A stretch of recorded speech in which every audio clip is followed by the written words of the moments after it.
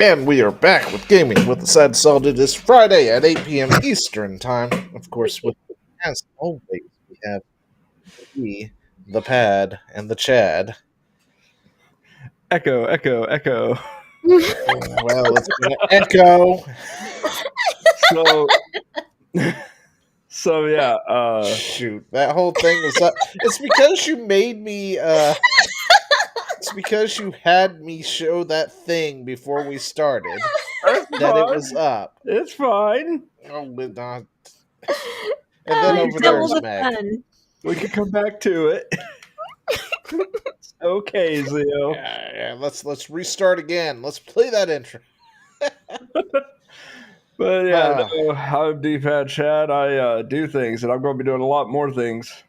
I just announced on X I got a promotion I've been gunning for a month, over a month now, and I will be making more money, and working less hours. So it actually is probably about the same amount of money, but less hours, which means I could do more live streams, which was the whole goal. Yeah, more money, less work. Kind of sounds like everybody's goal, but you know. Yeah. It's a nice goal to have. It is. It's the dream. It's working smarter, not harder mentality. It's like, why do all these extra steps when I could just work 12 hours in a day and then get the rest of the week off? You know what I mean? Yeah. I absolutely despise the 8-hour work week, like the 40-hour, 8 hours a day work week. It should be 3 12s and a 4. Yeah, I concur. Well, the thing is that I think that it just depends on your personality type, though. Like, for me, I don't even like stopping for lunch. I can stop for like maybe a break for like 10 minutes, but an entire 30 minutes to an hour mandatory lunch is I hate that.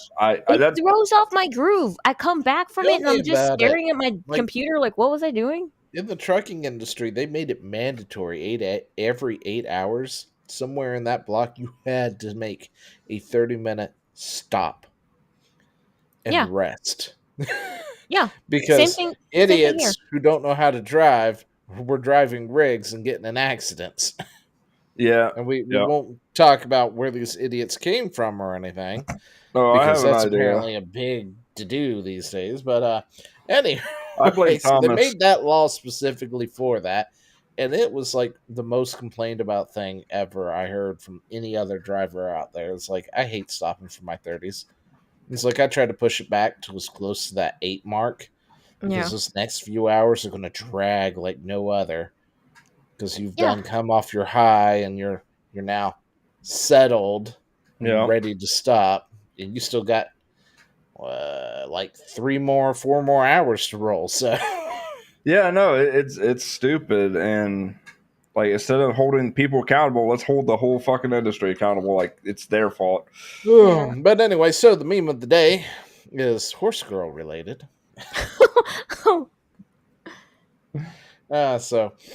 if anyone hasn't noticed, a certain video game that is the most popular mobile title in Japan right now was making the rounds, and people were filtering themselves out from it real quick and in a hurry because the wrong people played it, and it was just hilarious to watch them all, virtue signal so hard. Yeah, I guess that was a good way. That's a nice way to put it. Yeah, they hate gatekeeping unless they're the ones doing it. Yeah. So, in honor of all that, I think we have decided that I'm going to have Chad and Meg play for the rest of the night. We're going to see who can train the best horse girl for the rest of the stream. So here we go, guys. We're going to start it up. You guys are going to start training them. We're going to put them to the test. What the crap? How are you talking about?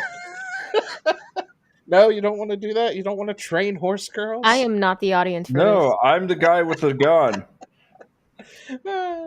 But this game is taking the world by storm, people. Chad doesn't want to train them. I just want you guys to go against each other. That's so wrong. This page doesn't exist anymore. So I have noticed that who is it? Pirate Nation? Oh yeah. A lot of his stuff gets deleted Really? So there's a lot of things that we would link to from there. They don't exist anymore. Why is that? I have no idea. Pirate Nation. That's No, you're thinking of pirate These- software. Oh yeah, you're right. There's lots of pirates in them there seas. Yeah. Pirate Nation is the news aggregator. Yeah. It's the one sharing all the news articles and stuff. It might be to keep things It was fresh. Nintendo related, so there's that. Oh, was it regarding the lawsuit over the? I think it was the Brazilian lawsuit, probably.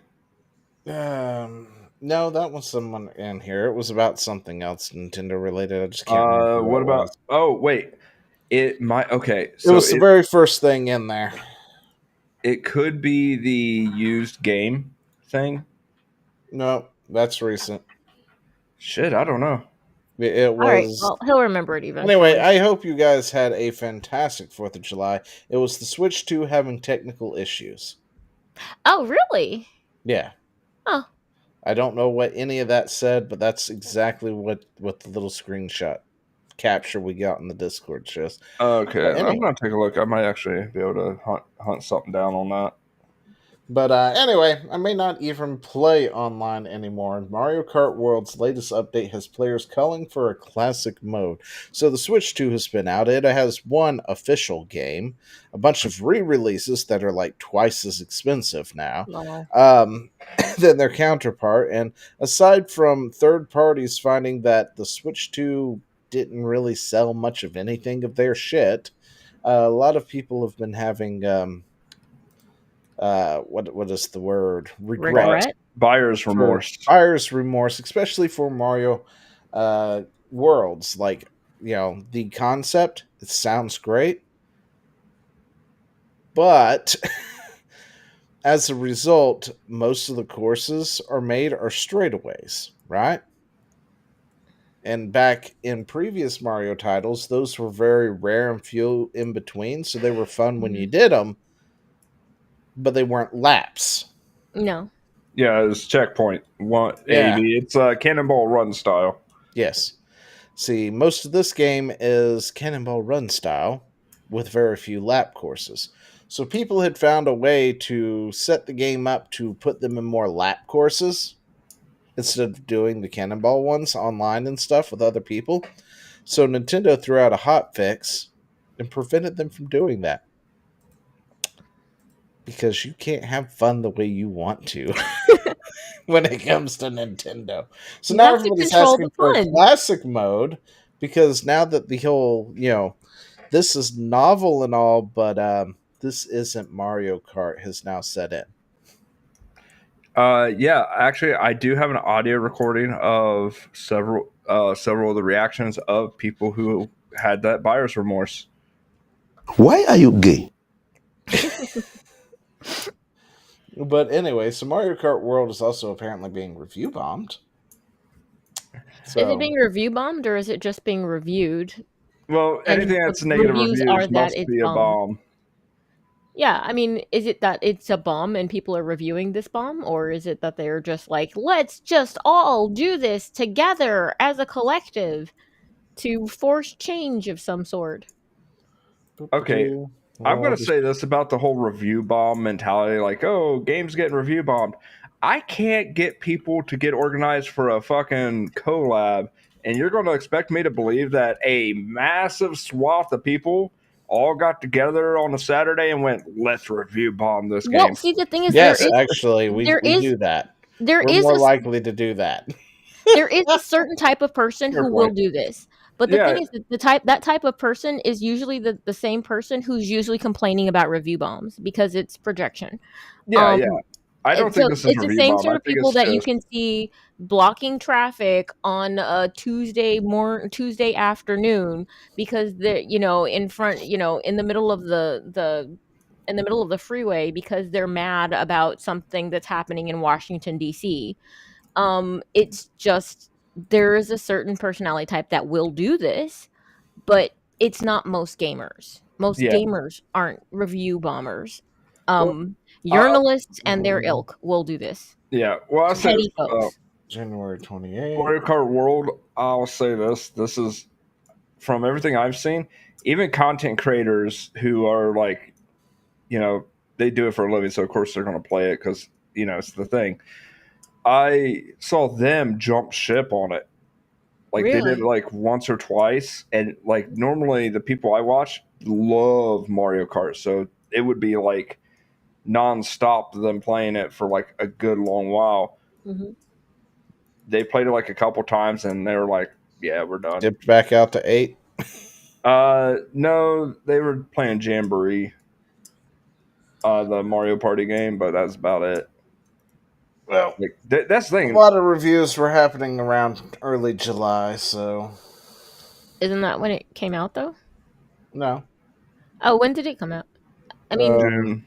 This one's in not English. Is that Spanish? Yeah, there's actually several because Brazil's got their own thing going on. Yeah, Brazil is pissed. So I'm sure they're in here too, flooding the comments. So yeah, so horrible game mode customization selection. Just a very underwhelming take on the Mario Kart experience. Online is dead as of 7/7/2025. See no reason to continue to play this $80 game. Okay, so the thing is that I'm thinking though that you might have seen a lot of reviews coming out after the 3-day weekend, because a lot of people had time suddenly to spend a lot of time playing the game. And if what Chad said is valid, that it's novel at first, but it wears off real fast. Yep. If you got it out of the box and you have a job, you maybe played it once, twice, 3 times, but not enough time for that shiny new car smell to wear off. But over the weekend, over this 3-day weekend, everybody's off. Everybody's shooting fireworks and playing with their friends at the barbecues and all that jazz. Suddenly people had enough time, and suddenly that car started, that air fryer started to wear off. Poor reviews beforehand too. So yeah, the tires started to wear. Yeah. No, so the thing is, I think they could have done it on the 28th. Okay, so yeah, it's probably just never been June good. 7th, June 30, June 30. I mean, the biggest complaint is there's nothing between point A and B. There's nothing going on. It's just like, I mean, it's neat and it was novel, and it's one of those things I wouldn't mind experiencing once. Yeah. Forcing it to be I'd say it definitely took a downward turn because like the 26th or something was when they threw out that patch. Yeah. And yeah. But I totally agree. 3-lap races and online play used to be a loophole, but Nintendo patched it out. Yeah. No, see, that's the thing is what Nintendo could do to save this, and I've gone from Nintendo fanboy to absolutely loathing that company. They could have fixed this by making a classic mode, like people have said, where it's just the races. But here's the problem. They spent so much development time on this open world concept that, from what my understanding, they have like a quarter of the races that any other Mario Kart game has. Nintendo suffers from the same thing that I always say about the Wii U. Even though you tell me it's something else, I am still dead set that it's because they're unwilling to not force you into whatever it is that they have made for the thing, right? Like the Star Fox that launched for the Wii U. I absolutely wanted to play that game. The problem was you had to use the stupid pad and hold it up like this. And do your thing, and they refuse to let you use anything like a pro controller or just the standard controllers, for crying out loud, to play that game. And as a result, I was like, I'm not buying this game. I'm not going to sit there. I tried it out in the store and was like, this sucks. This is bad. The fact that I've got to look at my TV and bring up this pad and look through it does not feel natural at all. I hated it. Yeah. And sure, if I wanted to, I'm sure I could have beat that game, no problem, yada, yada, yada. I'm a gamer. I do that sort of thing. But I wasn't going to go through the trouble of it. And Nintendo forces their new thing on you regardless. and it's just one of those things I've learned since the Wii. That's what it is. Like, which Zelda game was it that came out that Skyward Sword. that forces We you to both use the knew Wii Skyward remote? Sword. It was Skyward Sword, Skyward Sword. Dude, I absolutely hate that game because Yeah. of that functionality. Oh, I you know will what's play even it on worse? the on other things when I can use a regular controller. yeah, they came Like out on I'll the play, Switch, by the way. Just saying. but yeah, I absolutely hated the fact that I had to just constantly swipe to swing my blade because they were forcing that on me. You know what's Oh the yeah, worst? The worse worst thing than that about was the swimming. worst thing about Skyward Sword is that up until like Breath of the Wild and Tears of the Kingdom, Skyward Sword, far and away, in my opinion, had the best story. It has a great story. But Oh it was yeah, it has a fucking fantastic unplayable. story. What holds it back is its gameplay. Like its gimmicks are great, and I like it in moderation. Like when you do something that actually would benefit from it, like maybe flying the scarab or whatever the fuck it was called, right? Yeah. You know, that benefits from the motion controller and stuff like that, or maybe aiming the arrows and things like that for I didn't whatever. like that. For whatever, No. when it's something Too that jittery. when it wasn't something I was going to do often, it was fine, and that's how I like it. But that's where Nintendo fucks up all the damn time, and and people are now starting to see it, and they're doing the same thing with Mario Kart World. They And I made this thing to be a one world thing, open world. They will force you to play that open world all the way, start to finish, one way or another. You want laps? Screw you. That's not how we designed this game. So by the way, until Nintendo figures it out, do we got the numbers for the Switch 2? I don't think there are numbers outside of it was the best selling system Nintendo launched. Okay, I can remember if I posted anything about that. I'm going to say this: people are like, well, like especially the Nintendo drones, which I'm glad they got a name now. They come to the big boy pool. So the Nintendo drones are like, hey, it's the best selling game, huh? And I'm like, that's not the own you think it is. That just tells me that the Switch 1 did great and gave Nintendo that reputation for the Switch 2. Now, here's the thing. If you want to know if the Switch 2 is great, look at the next console. When I keep saying this, look at the next console that comes out after the Switch 2. And no matter if it's a great system, a good system, a horrible system, it doesn't matter. The initial sales of that are going to be predicated on the reputation and damage therein that Nintendo has suffered due to the Switch 2. So if you want to know if the Switch 2 is good, wait for the next system and see how that does opening weekend. If it does terrible, you blame the Switch 2 because that's what caused people to be hesitant to buy. Just like the Switch 1, et cetera, et cetera. Yeah, it's like legacy. It's reputation, basically. Your reputation will actually matters quite a bit, and also I would say it's the initial sales that we would look at, not the sales over time. I think sales over time is also interesting to look at. Yeah, because sales over time is what we do look at. Later Yeah. on, it's like this console sold this much over its lifespan, and we can tell if it was a good console or not. Yeah, like for how beloved a game system was, you can look at the initial sales of the next generation. That's actually a very good metric to go by. Yeah, and the Switch, I think, had a rough start. I don't think it was like an amazing start, but it was because Wii U. Yeah, exactly. It was a slow burn. So like no, because the Switch also sold out its opening weekends. Like I distinctly remember the Switch was sold out for so long that I still had trouble finding it when I wanted to get a Switch years later. It was two things: scalpers and Nintendo doing their whole we don't instigate. Yeah, I remember when I finally decided to go get a Switch that I had to go to 3 different locations. This was like 3 years after the Switch had launched. They were still in high demand, and there was low stock. Yeah, because I just happened to have walked into Best Buy, and they were putting up switches, and I was like, I need that, please. And the guy looks at me and goes, now, I need that up there so I can buy it, because nobody has these things, and I've been waiting for you to get your truck in all damn day. No, see, that's the thing is, I think with the Switch, I think that whole they sold out and stuff. Yeah, if I got two ice creams and sell both ice creams, I sold out. What I'm saying is they didn't have a high enough supply to meet demand, and they knew it, but it's a forced scarcity, and it's a marketing tactic, and it works great because Nintendo ain't got much else to market on these days. Let's see.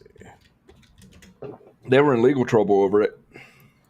Let's see. Switch 2 sold 3.5 million worldwide in the first 4 days. Let's go. The Switch 1 sold 152.12 million units worldwide. Wii U 2. It was just called Wii U. Yeah. I was trying to put a 2 in there like that. Wii U 2 is the cover band. Okay. So here we go. Global sales of the Wii U reached 13.56 million units, according to Nintendo's official website. Let's see. This is the Switch. The Switch, first 30 days, 2.74. Let's see. Is this overtime? Yeah, that's eventually reached. Okay. Is it going to tell me what it did in the first few days? I don't think it does. Oh, well. Either way, the Switch outperformed the Wii U over its lifespan, so... Well, yeah, because the Switch was actually good, but I think it took time to get good, right? Like, it didn't start out the gate awesome. Well, I mean, it sold 2.74 million within its first 30 days. It's not bad. So, which... Okay, I got it. Yeah. And Thank you. The Thank you, Switch AI. 2 did 3.5 million in the first 4 days. So that's the difference between the two. Okay, the Wii U sold approximately 3 million units worldwide in its first 30 days. Okay, so the Wii U did better than the Switch one in the first... Wii sold slightly better than the Switch one did in its first 30 days. Yeah, now keep in mind, that kind of is credence to my point. The Wii U did better. Why? Because what came before? Well, the Wii. No, Wii, you're right. Yeah, but technically, a lot of people didn't. A lot of people put Wii and Wii U in the same boat. Well, I think a lot of people thought the Wii U and the Wii were the same unit. Yeah. The marketing... The Nintendo Wii had sold significantly through its life cycle and sold 101.63 million units worldwide. On the back of... the GameCube. Yep. So... which they say was a commercial failure. Wii was the fastest selling console with 26 million units sold in a single year. Yeah. All right. Anyway. So, yeah. I forgot where we were going with that. But anyway, so Nintendo Switch 2. Be careful with your Switch 2 username. So this is one of those things that I think Nintendo should have no bearings on. They really shouldn't. Agreed. What you put as your username in your Switch should be up to you. And the fact that they apparently permabanned somebody for being called Twink Link, and then they had to call customer support to get it undone because it was a accidental thing. Permanent Switch 2 console ban has apparently stranded Twink Link in Nintendo support hell. The guy over the phone was laughing at the username. I mean, yeah, it made me chuckle. Yeah, I mean, if that's what you want to use as your username, there shouldn't be anything wrong with that. The only issue would be is displaying it over multiplayer, but I think at that point you should pick a different name, I guess, if it's in violation of something, so you don't put something like super horrendous there. Well, I think also, I would say that the better thing to do rather than banning it would be to just say you need to reset your username and you can't play until you reset your new username. exactly. Yeah, which we don't. It's like when you insert it. That's like the easiest way to do it, because I know I think it was WoW at one point. I forgot what the name was, but I logged into a character at one point and they're like, oh, by the way, your name was flagged. It's no longer usable. You need to change before you log back in. And I was like, okay, well, name change it is. And they give you a thing to do that with real quick. You just change the name and go on about your business. Yeah, same thing happens when you insert a password when you're trying to do something, or you insert a username on a website or something, and it's like, no, this doesn't meet our criterion. You just say, okay, this got flagged, so change it. It's not like they broke some sort of rule, other than what company finds to be offensive, because everything's not offensive to everybody else. Yeah, well, that's what Nintendo's going with. They're going with that iron fist authoritarian. So, yeah. By the way, well, according to Bloomberg, you guys know how I feel about government interference in anything. Yeah. I came out and said that this could be like everything that's Nintendo's done, which we'll get into more detail later, but just real quick, Nintendo, I honestly think could be something that could be reported to like the Better Business Bureau or the FTC, because this is destruction of property. Yeah, what they're doing. So they're, and also LawTube has come out and said that there's a very real chance that multiple class action lawsuits could be coming Nintendo's way because of their their anti-consumer practices with the Switch too. Well, I mean, I wish that would happen with all companies in their anti-consumer practice of, this is a license, you don't actually get the game. Yep. I'll be right back. I would like to see somebody take that one to court when, like, as much as I'd like it to be Nintendo, for the most part has given you your games until recently. Yeah. But, Nintendo was also the most likely company to come after you for emulation. Mm-hmm. Unfortunately. But anyway.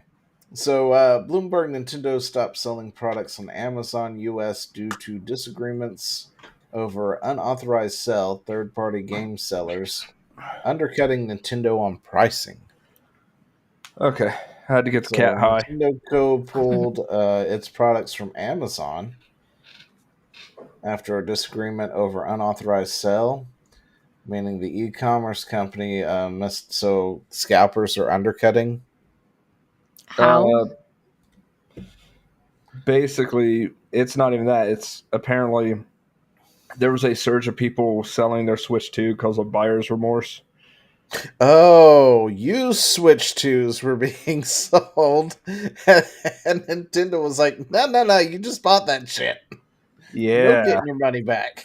Yeah. The Japanese company stood selling on Amazon after noticed third-party merchants were offering games for sale in the U.S. at prices that undercut Nintendo's advertising. Well, yeah, that's what happens when you sell a used game or a used thing. Mm-hmm. But the fact that it was happening so quickly, how do they not understand how the market works? Well, they understand. They don't like it. That's why they're trying to control it. That's why they're trying to do that whole locking your game to your system nonsense crap. Do you know how they could do that really easily, though? Put the game on the fucking cartridge. Yeah. It'll only be locked to one system. Well, I mean, it would be one system at a time, but you could always loan your game to your friend. Yeah, but it's still only on one system.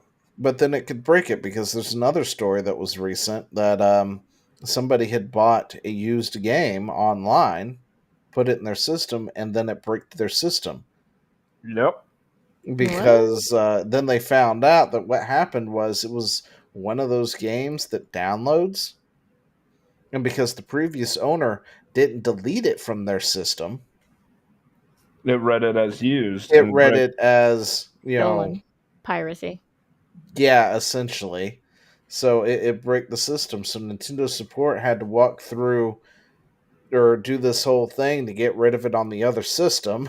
So this guy can go, look, I bought it. Here's the ad. Here's the cart. Here's everything. I bought this for real. That's not a pirated copy for them to unbrick the system, which is ridiculous. There needs to be another remedy that they have outside of brick your system immediately. I mean, if I purchase, it didn't immediately either. That was the funny thing. It was the second you. So it was upon review they decided to. No, it was like a soft bricking. The system still worked. Okay. But the second you went to, say, the Nintendo eStore or anything else, that's when it officially was like, you can't do this because of X, Y, and Z. Okay. So it wasn't like a bricking of the thing, but it was like a soft brick, I guess is the best way to put it. So anything. But you could still play games on it and stuff. You just couldn't buy stuff from the store. I'm not really entirely sure. Anything beyond that was. So here's what happened with that. Because I actually followed that story because that caught my attention. My attention is piqued.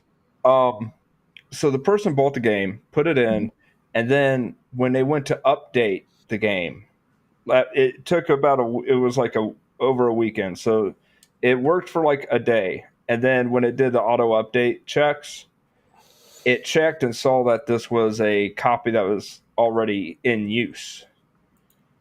So what ended up happening was the moment they saw that, they bricked the console. So it was absolutely unusable at that point? I believe so. I thought it was usable. It just, you couldn't get onto online services, which most of the games require you to do. Well, that might be it too. It might be that you couldn't update anything either. Yeah, it's essentially bricking it. That's pretty much bricked. You can turn it on. You can look at the. Well, I mean, if you had games on the cart, you would still be able to play them directly from the cart. All their games aren't on the cart. Well, no, not all of them are, but yeah. No, like none of them are. They're all like you put the cart in and then it downloads the game. It's that bullshit. No, this was on the Switch 1. Oh, Switch 1? Yeah. I thought this was Switch 2 that did that. I think it was a Switch 1 game on a Switch 2. Oh, okay. I see. So the games are usually on the cart for the Switch 1. Yeah. Yeah. If you're doing a third-party game on the Switch 2, those are all keys. Yeah. With the exception of Cyberpunk. Somehow, they're the only people in the world who can fit their 70-some, 90-some gig game on a cart. Because nobody else in the world has figured that one out yet, apparently. Optimization is dead. Yeah, why optimize when you can just use DSLL or DLL? But anyway, so it's a big issue there, too. You've got Brazil apparently thinking about suing for abusing Brazilian law. No, that's going forward. Stop killing games is so important, by the way, guys. Mm-hmm. Because then you do have ripple effects like this. Yeah, I think that there should... I mean, it's the same kind of thing as when you have software registration on your computer. But they don't get to brick your computer because of it, I mean, granted, you didn't buy the computer from them, but still, they just say you can't run this program. Or like if the download code, and if it's downloading but it sees that this registration number is already in use, then they just can't download that one thing. Yeah. This really heavy-handed, over-the-top sort of punishment to scare, to put the fear of God into supposed pirates is really just, all it's doing is freaking out normies. Pirates go look at that and go, challenge accepted, my dude. Normies will just not buy your shit. Yeah, normies go, oh, that I don't want that to happen to me. Even if I do something as an accident in good faith, I don't know nothing about all these, newfangled things. I just put game in, hit play, go boom, yay, I run around. So, I mean, this is such a misstep on so many levels, and it's unethical too. So it's unnecessary, and it's just going to scare off all of the normies who actually wouldn't ever think of doing something like this. Yeah, I could tell you this. There's not enough Nintendo drones to keep. Like after this, I see Nintendo taking hard hits. Well, because Nintendo Gear is geared towards more normie players. It's got the more friendly games in general. You know, games like Mario Kart, games that are kind of The easier more and more quote casual, unquote yeah. accessible. You know, it is the casuals console, and then you do something like this that just kind of scares them to thinking, oh, something could happen and I won't be able to play my game. You're gonna brick my game. You're gonna destroy everything that I had. Never mind. Nope, that's Yeah. cool. Yeah, and I'm not gonna waste that fucking money. Are you nuts? Yeah, Like, yeah. This is. I mean, if this was like PlayStation, I think that you'd have enough people who are quasi savvy enough to be like, oh, that'll never happen to me. Xbox, same thing, but absolutely not with Nintendo people. Nintendo people, you're either a child or you're a casual. That's typically the Nintendos. See, Brazil here has consumer protections, which are some of the things that are asked about or wanting to be done in Stop Killing Games that the yep. rest of the world doesn't have to do. So I can see them doing something slightly different for Brazil because it's a smaller market share. But can you imagine if they have to do that to like the entire US or something? That's why we need those kind of protections. Yeah, well, technically we have them, but Lord help you if you try to get the government to actually do anything for the fucking people these days. But Yeah, anyway. yeah, So, no, speaking of Nintendo 2 and piracy, I saw an ad earlier today on Facebook. Do you know what that ad was for? I do not. MIG card. A MIG card that has about 14 different Switch 1 games on it for your Switch 1 to order and buy. And A it's what like, now? it's a little card that allows you to swap between different software on it that you plug into your Switch, and it's got like 14 different games on it. Oh, Yeah. okay.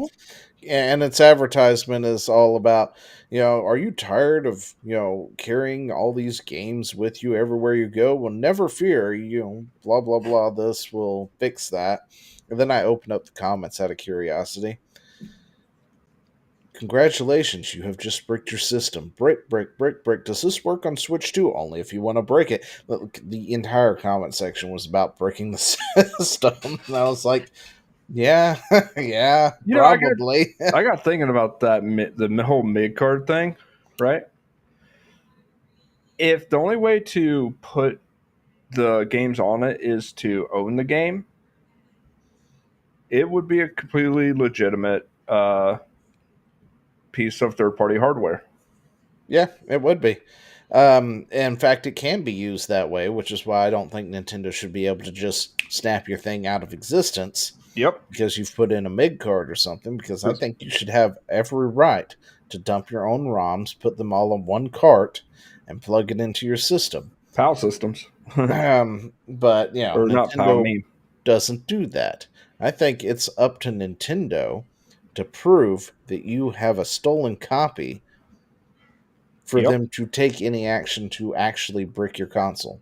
Like, they have to take you to court or something and prove beyond a shadow of a doubt that you didn't buy that game. Yeah, they take this innocent until proven guilty approach. And honestly, I come back to saying, hey, our government should start enforcing the anti-consumer laws that we have against these companies. But yeah. I don't think we really have any when it comes to gaming. So, well, gaming, anyway. no, but there's others that would apply. Nintendo remains hostile to customers by locking down the USB-C port, making it unusable for non-Nintendo devices. Yeah, well, that's lovely. I hate this so much. It's so irritating. That actually does violate. By the way, this one actually does violate a U.S. ruling. Yes, because Apple, if anyone has not noticed, at some point changed to USB-Cs as their charger because they were sued over the fact that they would make a new unique charger every freaking iPhone build. Mm-hmm. And it made it, nigh impossible to find a charger without paying them premium big bucks for it. Yeah. When everybody in the world had moved to USB-C. They lost that case. Good. I mean, that was one of the arguments I would have with my aunt all the time. I'd say, I will never make enough money to have an Apple because of the fact that their stuff is so proprietary. Every time something breaks, it will only work with their crap, and it's it's frustrating. And you can just get gouged repeatedly by it. Like, no, I'm good. I'm so good on that. But yeah, I don't know if I'm necessarily too keen on the government stepping in though on that. I think that honestly, just the consumer should just not buy that product. Yeah, no. Well, see, we've gotten to this weird thing where I'm the last one to say, government daddy, do something.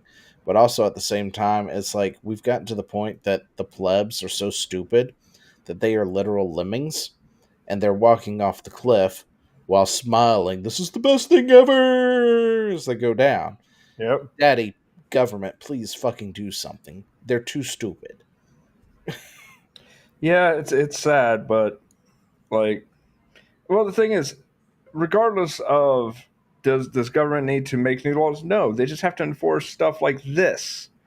It's not that they need new stuff. They just literally have to fucking enforce the laws that are on the books.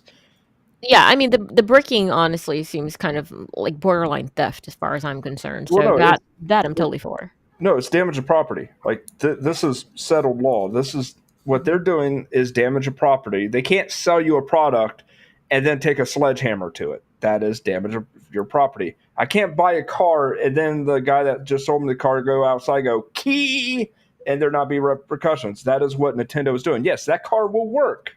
That car can be repaired.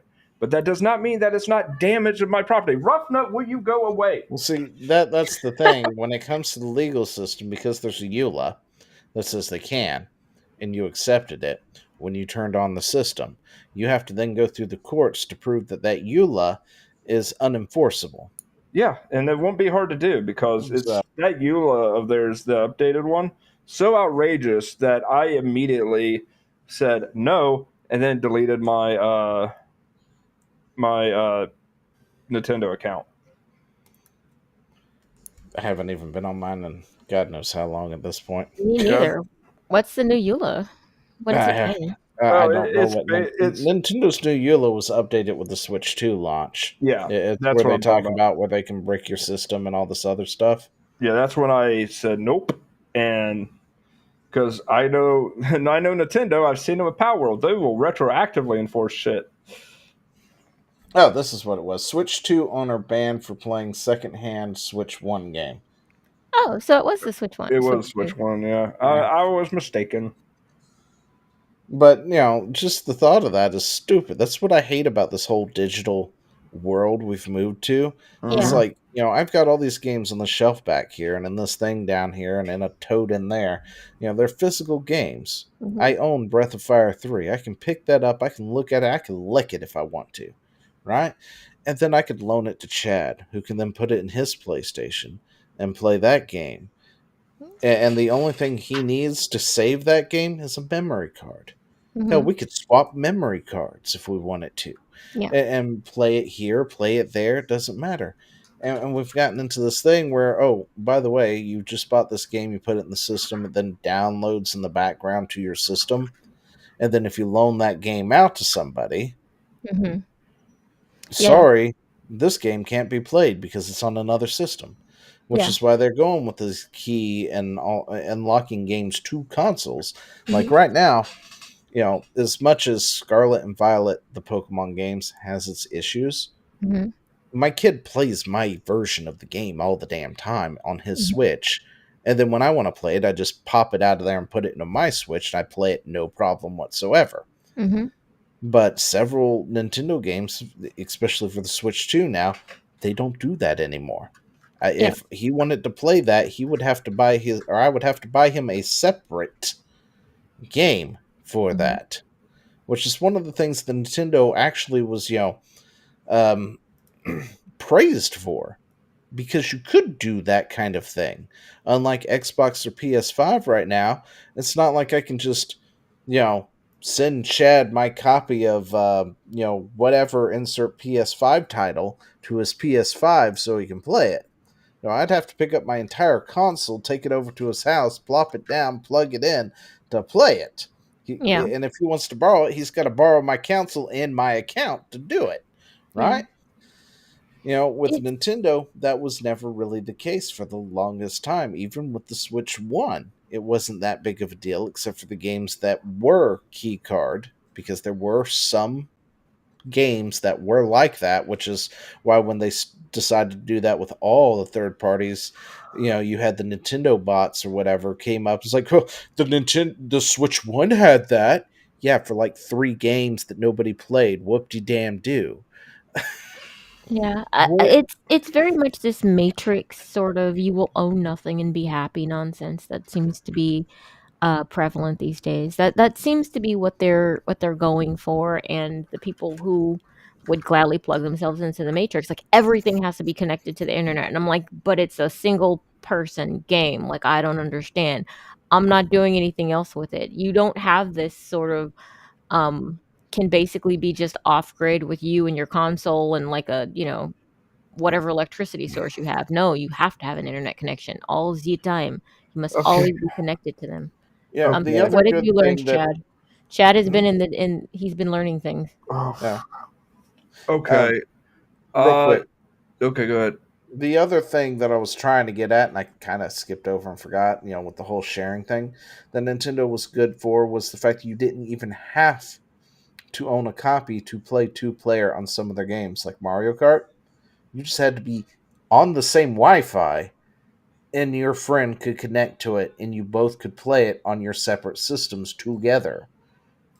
Because they did that with the 3DS, and I think the Switch version's like that too. Maybe it was just the 3DS version of Mario Kart, where there were several games you didn't actually have to own it, but they encouraged multiplayer essentially.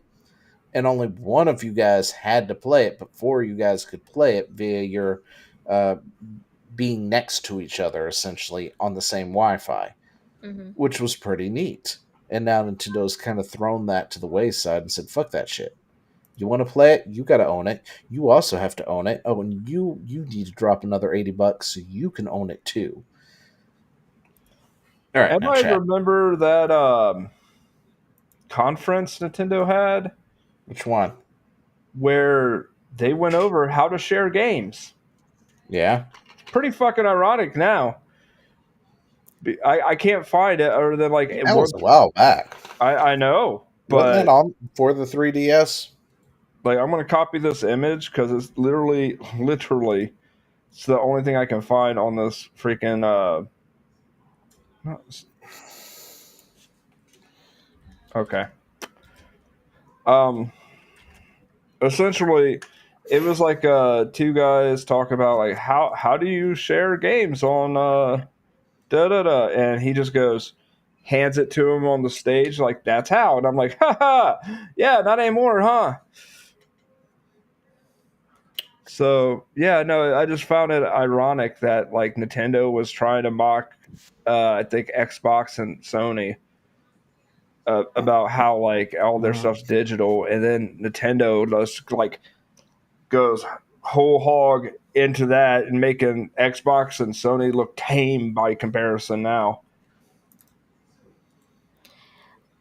Has there been a change in the leadership at Nintendo? Oh yeah, there was. The original guy died. Yeah, that's where this all went downhill. That's where Nintendo's been going downhill ever since. So the guy who was in charge died. Everybody was upset about it, and then yeah. I'll link the image. The image is just the 2 guys, not anything in the background. It's from a video of somebody talking about something or other. But that image of the 2 guys is what is from a conference or a convention or some shit where Nintendo was, their like figureheads were like, hey, here's how to share games with your friends on Nintendo. And he just hands them the case. And I'm like,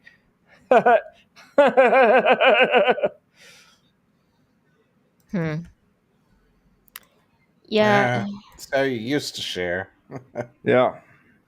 Not so much these days. Nope. That's why I'm like, yeah, I guess. I just thought it was ironic because it popped into my head. They were actually mocking people for doing what they're doing now. But yeah, so yeah, it looks like the original game owner bought the cart, loaded it digitally, then sold the cart without deleting their copy. Yeah. Alright, so this is something else that Chad shared. We have to have sound for it. Yeah. So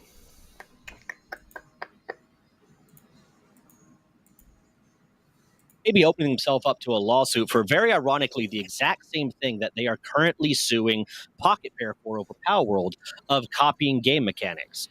In this case, in the Legends E3A trade. Oh shit! I remember recently hearing something that Nintendo was doing. And my first immediate thought was like, "Are you going to get sued for now copying mechanic?" And I can't remember what it was. They proudly displayed a mechanic that has never been before seen in a Pokemon game of being able to move your Pokemon around in combat to dodge attacks and withdraw your Pokemon from combat in order to dodge attacks. This sort of combat mechanic is a core mechanic of Power World as well as Digimon. So if the Japanese Patent Office and the Japanese court system gives Pocket Pair and Bandai Namco the same leniency of ignoring statute of limitations and filing a patent that they are currently giving Nintendo and the Pokemon Company, then Nintendo and the Pokemon Company might be in for a lawsuit from the two of them, which is something I find so karmically beautiful about all this. If you'd like to watch the full video I put out on this, it's linked in the related video. Nintendo and the... So the short that would be long fantastic. Of it is, yeah, the short long of it is, if Nintendo wins their lawsuit against Pocket Pair, they lose their lawsuit against Pocket Pair. It couldn't happen to a nicer company. No, seriously. Oh, I remember what it was. I was listening to a thing about Tim Tim, which is also a Pokemon-like game. Yep. But sort With of cards. like a MMO that's not an MMO. And anyway, I was listening to a video about that and different mechanics in there, and I was just thinking, I'm surprised Nintendo didn't sue them. I mean, seriously, why did Nintendo sue them again? Oh yeah, because they didn't take off like Pocket Pair did. Yep. But I think Pocket Pair pointed to Tim Tim. Yeah, they did. They had pointed to them that, look, there's another Pokemon-esque game right here. You guys didn't even bother touching them, so what gives? It's anti-competitive. That's all it is. Nintendo has always been anti-competitive. All right, so I think we're finally getting out of the Nintendo news, because we did have a lot of catch up to go through. Yeah. So now, after revealing his has originally ordered, what is this now? After revealing he was ordered to destroy his copy of Fallout source code, OG lead Tim Kaine says we're losing game history because companies take authority but not responsibility for preservation. Oh, yeah. Yep. Yeah. Yeah. There's a lot of times we hear this now in the current day, like with Final Fantasy Tactics. The source code was gone, and they had to rebuild the game. Happened with Spyro, the Reignited trilogy, right? Yep. They lost, the source code was gone, they had to rebuild the game, and they used ROMs to do it, too. Yep. So, video game preservation for the win, but there's been a lot of games like that where the source code has been gone, where people are like, can we not get like an HD remake of the... Well, we would do it, but we can't find the source code anymore. And it's like, well, then get to work, bitches. Right? So what do you think is the correct thing to do? I mean, when it comes to ownership of some sort of art or an IP? I think once that IP has sunset after so many years, 10, 20, whatever, it doesn't have to be long for it to be a video game. Video game sunset pretty quickly these days. Even back then, after 5 years, it was moved on to the next new thing. I think that it should be we should treat it like public domain. We're gonna lose me. Public domain? I'm the guy now. We're in charge. We're in charge. Quick, post weeb shit. Oh wait, post anti-weeb shit. He's a weeb. No. Public domain or just... that would be something I'm into, Chad. Because with public domain, you can actually make money off of somebody else's IP, though. So that's the thing that kind of has me kind of well, here's the thing, though. That does happen. You have like vaporware, abandonware, right? Yeah, like that's a real thing that actually happens. There are games that are in the abandonware bucket, but somebody's got to preserve it to make it, get to that point. Now, when it comes the saving the source code from like the company itself, I don't think there's anything you can do about that outside of the company maintaining it and keeping it, right? I think it's a thing that they should do, just kind of like you should preserve the Mona Lisa. Well, see, I mean, I can get it on one hand because, like, say, I'm not saying the public. I'm saying that. I'm just saying, say, what's a modern game today, like that was recently done? Expedition 33. Okay, Expedition 33. We'll take that for example. Expedition 33, and who makes it? Their name? The French. Yeah, the French. Sandfall. Sorry. Sandfall. Okay, so Sandfall has Expedition 33. They saved the source code. It's on a hard drive right now. That hard drive is a SATA drive, right? Yep. And let's just say Sandfall persists to exist for the next 200 years. Okay? And we'll say in 200 years, they're like, remember that first game we launched? We should go ahead and bring it back. 200-year anniversary, baby. 200-year anniversary of the company. We'll re-release it, and we're going to make it... We'll make it a remake. We'll bring it up to the modern day graphics. Put it in the holodeck. Modern day graphics is a holodeck now at this point. We'll pretend that's the thing 200 years from now. And then they go and they find the SATA drive that has the source code for it. It's been in the vault. It's fine. It's in pristine condition. And then they run into a problem. We have no way to access this drive. That's a thing that could happen. And then, you've got like the plot of a movie where you have to go back in time for an Atari 320 to get this one particular chip to stop the world from burning. Cool. I would watch the movie. Your 5.5-inch floppy. Yeah. Yeah, just to retrieve it. Like there's a thing to say that, in this amount of years, we could preserve it. They could keep it. But then the medium it's on is inaccessible because we've advanced to a point that we have no idea how to access it anymore. I mean, honestly, at this rate, it doesn't even need to be 200 years. I mean, give it like 15 and you could be dealing with something that's obsolete. Okay. Like zip drives. But at the same time, if you go the preservation route and say, you pull it up like you would any ROM on the internet and start playing it, you have access to that, which could allow you to rebuild it easier. It may not be the source code, but it will give you everything you need to remake it, like they did with Spyro. Yeah. So the question is trilogy, because they had to play a ROM of that and make notes to replace everything in that game because they couldn't get access to the source code anymore. So the question is, though, this sounds like it's best practice rather than something that's like a moral imperative. Yeah. I'm gonna throw this grenade out in this mix. Meg, when you're working, do you save your work and then save a backup somewhere? Yes. Okay, I do the same. I have 2 hard drives and... Wait, you guys make backups? Yes, we have to. Shit, I just ride by. I've been burned too many times. Why not? So. Here's the thing: we're not even companies. I'm kidding. And we do that. companies are required, like their IT, because I don't work directly with IT, but I in the circles. IT departments are required by their employer to make backups on a cloud account, backups on hard physical drives, and usually a secondary backup at a centralized location server farm. Well, I mean, These people saying that they don't have access to the well, no, different. Hold up. Different types of data is required by law to have backups. Not all.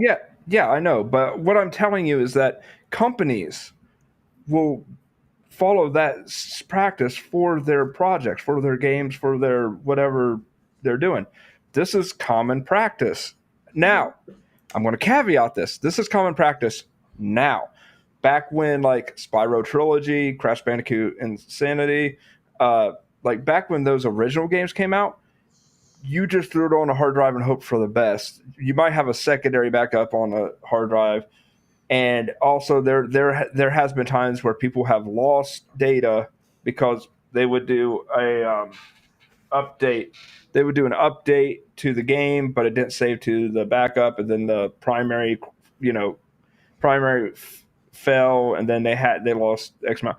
I get that, but what I'm saying is that today there is no reason for these companies not to have their source code. It is a lie because they want to push the consumers towards their new projects. They don't want to go back to their old stuff because it makes them look bad.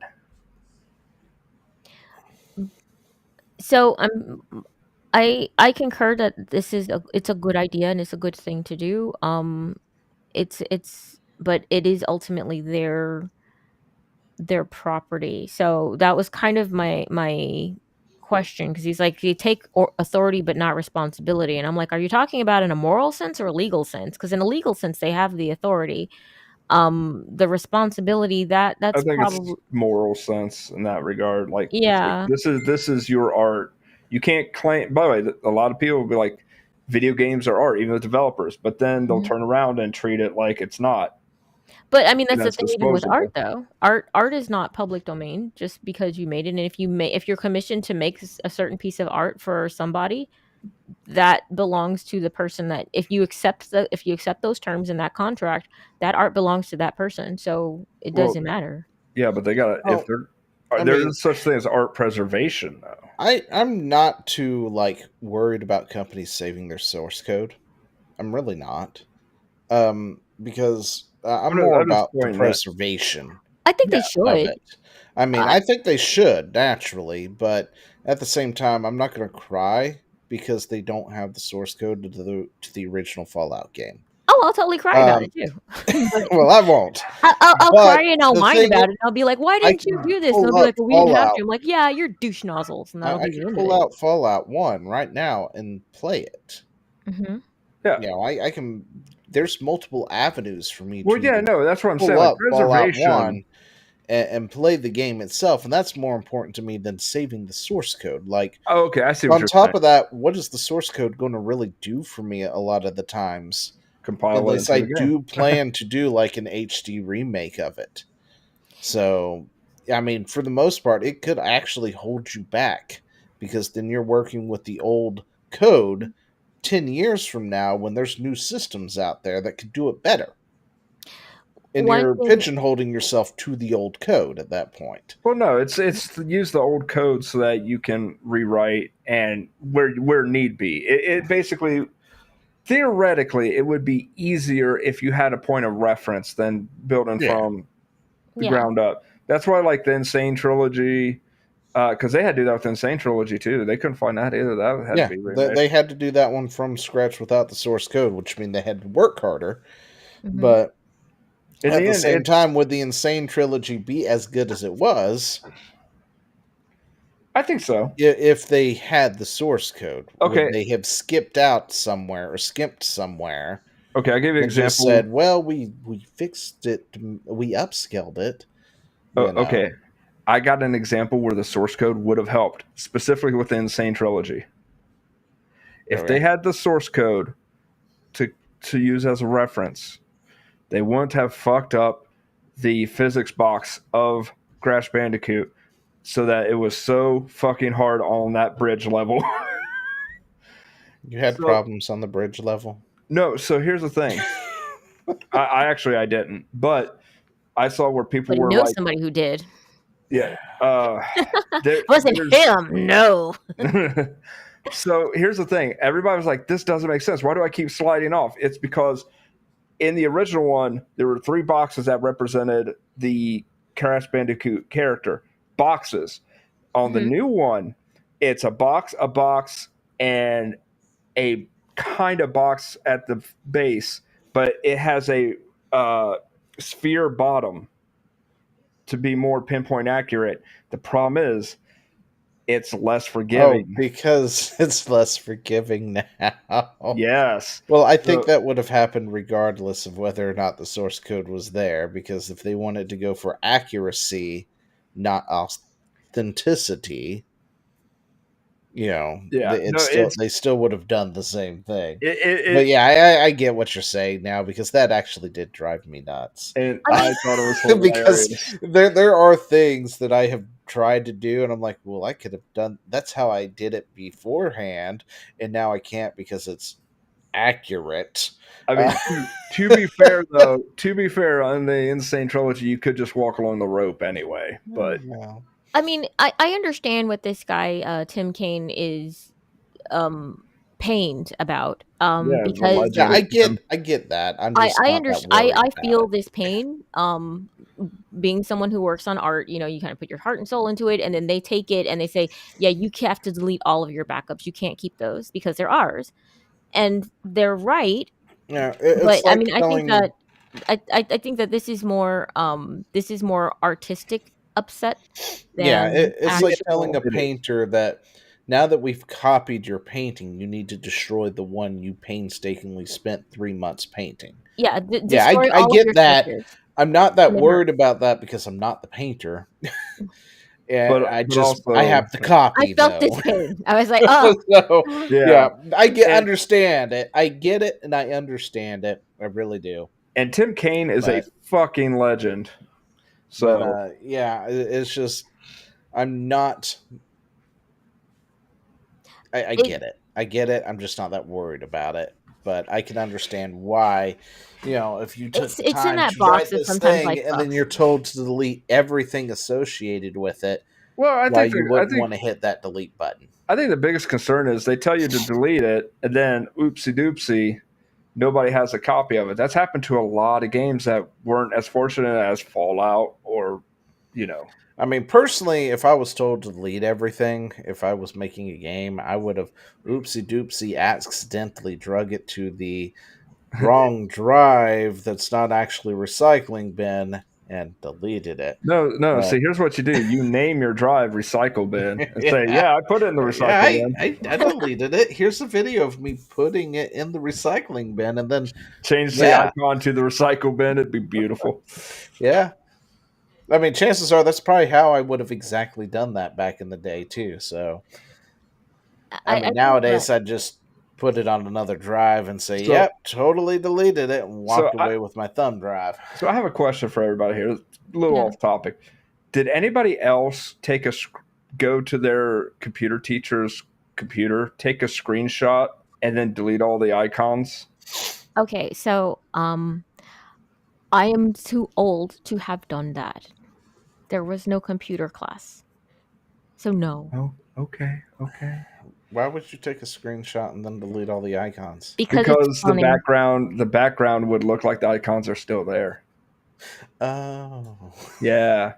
Obviously, I didn't do that. You didn't say put it as the background, so I skipped. You said take a screenshot, and I'm like, why in the world would you just take the screenshot? You take a screenshot of a desktop, then you put it as the background. You used to be able to actually remove the toolbar down the bottom by changing it to active desktop, so the toolbar would slide down. Mm-hmm. Yeah, and then you just delete all the icons, so literally they can't click on anything.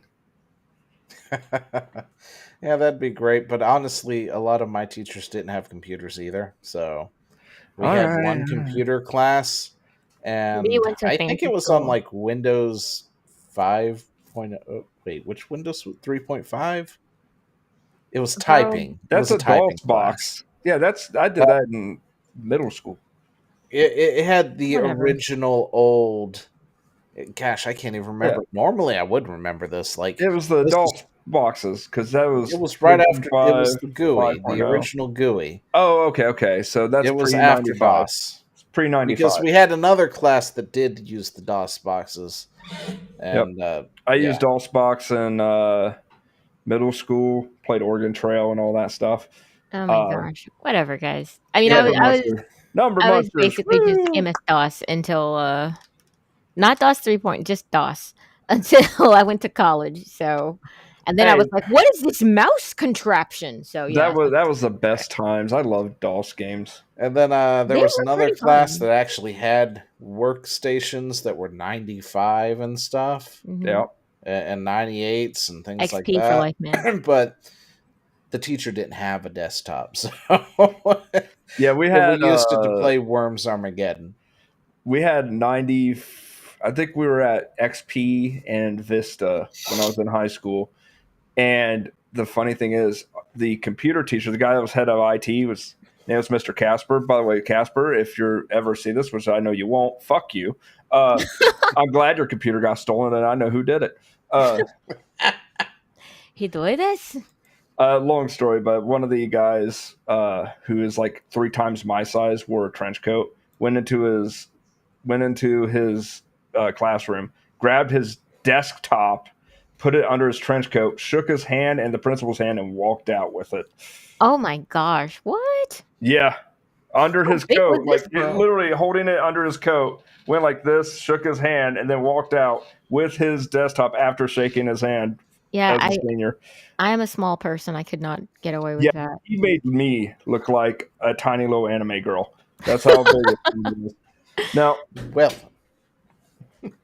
but no, the thing is, we used to drive him absolutely crazy. We were installing Age of Empires, Doom, Unreal Tournament on the games or on the school's server, so anybody could play it from the server. So we would have like the typing class versus the accounting class in Unreal Tournament. That's pretty fun. Oh, that's great. And he would delete it and then totally trust the wrong students with the passwords. So we would just re-upload it over and over again, driving him crazy. Oh, good times. Good times. So what he's saying is he was a troublemaking whippersnapper. All right, so what is this? What do we got up here? So the stupid mistake that took too long. Because it linked to this here. So I'm assuming this is the context, Chad. Yeah. Monster Hunter Wilds finally fixes shader compilation to happen before the game. Oh, wait, really? Finally? Scroll down. It just took a lot of negative reviews and people stopped playing the game? Scroll down, read it. For shader compilation, this info is wrong here. It did actually work at release, but the game would have needed to recompile shaders after one of the last updates, but it was bugged and didn't. So more performance issues, which resulted in currently negative rating. Oh. Never mind. There you have it. Well, that would explain why it worked for us on launch. Yeah, because I remember you guys were very happy at launch. By people having issues, and then we had those slight issues here and there. And then everybody started having issues, and it must have been when we weren't actively really playing as much as we were. Yeah, you'd finished the game and you'd said goodbye to the horrible child. So yeah, pretty much. I still like Monster Hunter. I do. They did watch it though. It sucks. Like it had the potential to be so much. Which reminds me, because that brings us into this here. I should probably put this with this wherever it was. Because it's Capcom. You know what's coming. Yeah, because Capcom's earning calls were so bad after the Monster Hunter World botched whatever, they decided to look towards the Blue Bomber again and go, oh, we have this other massively popular franchise that people want back. That you abandoned. We're probably going to get like a Mega Man 13 or something instead of a Mega Man X title like we should, or Mega Man Legends 3. Would it be? Should. would it be a side scroller, kind of like the old ones, or I hope so. 2.5? Probably. Side scrollers have gotten really big recently, so Well, there's a. it depends. If they do, like, what is it? They've got like 12 Mega Mans, I think now, or is it Mega Man 11 was the last one? I think it was. And 11. it was like it was a game that came out like 4 years ago or something. So they dip their toes occasionally into Mega Man every so often, and people loved it, right? Yeah, like it was the one with the double gear system. Okay, yeah, Mega Man 11 was the most recent one. Okay, so Mega Man 11 launched with the double gear system, and people loved that, and it was fine. The problem was it was classic Mega Man. I want Mega Man X. I'm afraid if they do a Mega Man X, they will continue their path into the 3D realm of bullshit instead of bringing it back to the 2D side-scrolling shit like it should be, the good stuff. Here's the thing. I loved Mega Man X until they brought in Axel. Yeah, I also hope you can have Axel. You can keep Axel. I don't care if you guys are that set on having Axel.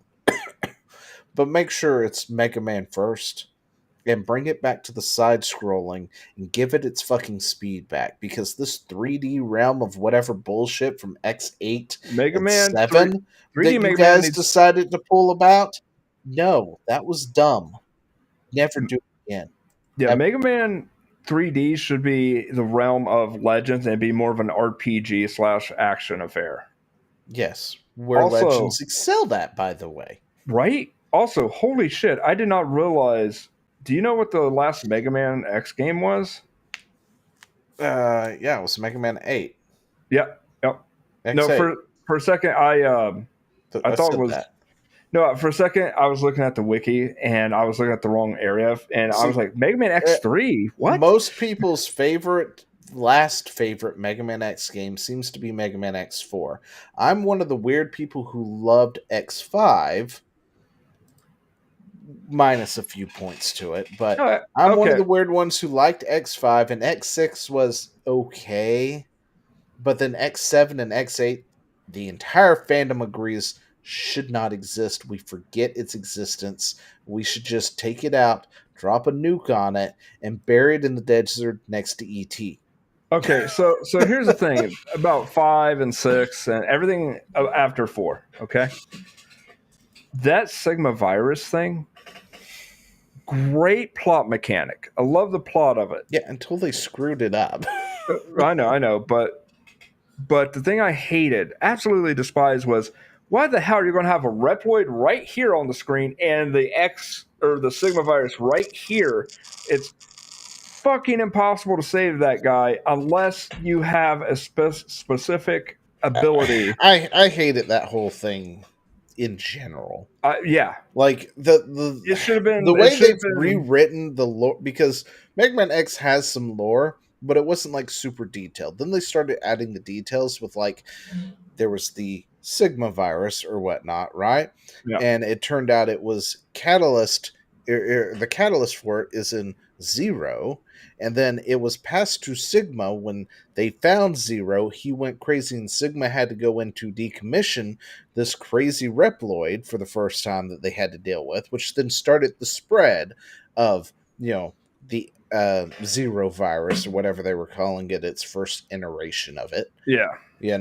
That was a great plot device to add extra lore to the game. I think they should have redone the X games and added that extra stuff in there. I think they should connect. Which is which we started getting a taste of for X4, right? That's like where we started getting that kind of detail and go, that brings it all together and all this other stuff. I don't like the fact that they rebranded it the Sigma virus, and then they had to drop a colony, and then the virus of the Sigma virus and the Zero virus mixed to make this new virus bullshit. I think that was just dumb. You know what they need to do? Axel's inclusion in his entire Reploid faction of copycats, that whole thing was dumb.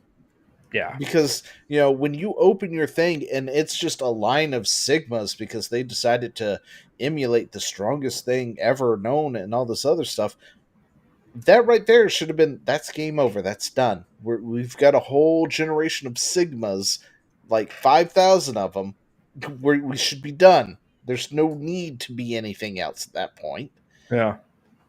No, so if they really wanted to take this to its logical end as far as coming out with a new one, I would love to see a Mega Man X that's a prequel that connects the Mega Man series to Mega Man X. I'm talking Dr. Wily, but Light. That means they actually have to end the X series. No. I'm saying it's a prequel to X, not a sequel. They can keep going into infinity from there. But I think that's one of those questions they don't ever want to answer. As much as I hate it. I also would like to see. Well, we found your one viewer on Twitch. No, that's not the one viewer. That's the one who popped in. They happen every so often. Gotcha. When they dip out. But yeah, no, like I would, because here's the thing: there's a fan game that does an amazing job connecting Mega Man to Mega Man X. This fan game is, I'll be honest, probably better than most stuff that Capcom has come out with. And I'm like watching a playthrough of it because I might have it, and it's basically, I mean, spoilers, not really. Zero is the big bad at the end. Zio's the big bad at the end. Oh yeah, definitely. No, I love Zero. Zero. Well, no, this is the birth of Zero. So Wily unleashes Zero, who is basically a mindless Reploid at this point. He's not even finished, and he's taken on the regular Mega Man, not Mega Man X. Mm-hmm. And Mega Man is just Zero's not even trying to fight him. He is walking menacingly towards him, aura farming. And then, like, you try to shoot aura at him. Farming sound like my kid. I know. But the term fits. Yeah, I mean, it turns out. Oh, no, sorry. But then, like, you start shooting at Zero, and he doesn't even shoot back. He doesn't whip out the Z-Saber. He bats it away with his hand like, bitch, please. I'm the new version. And then eventually... Like Renoir v. Gustave. And then he starts running at you, and you just... Yeah, you're fucked. You get damage until you're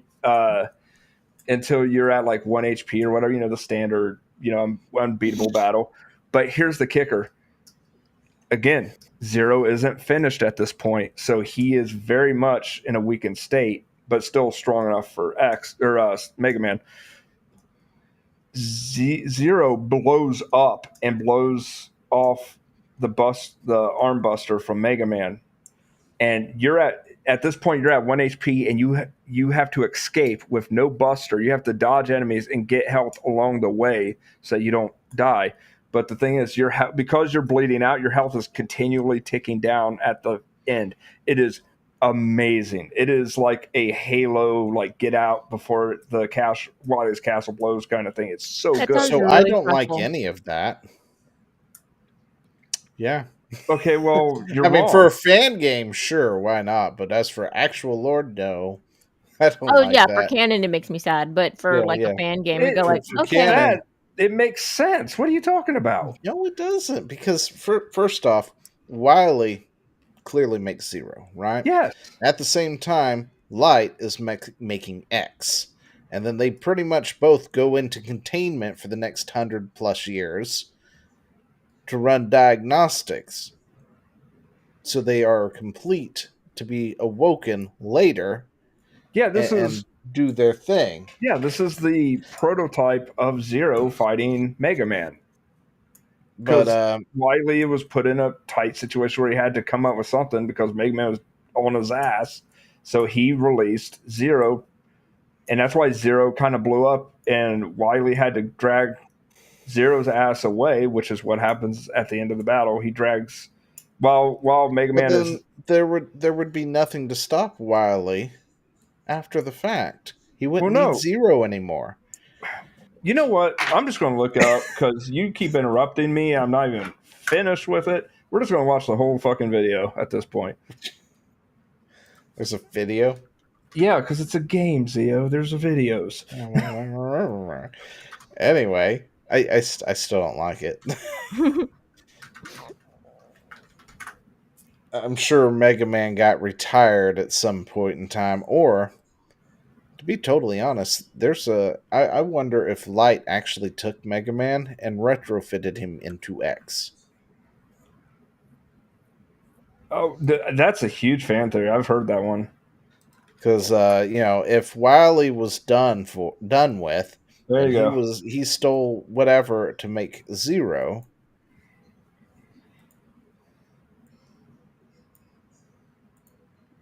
There's audio, so be aware. Oh yeah, I've opened all the wrong windows. Okay, It's all good. Windows here.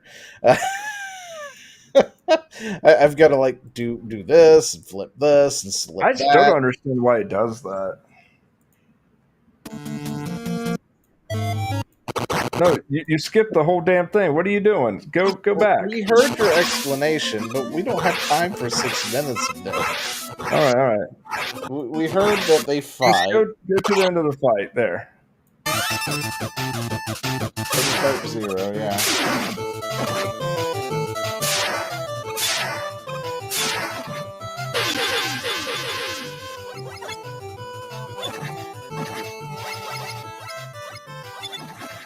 There you go. There goes his Buster arm.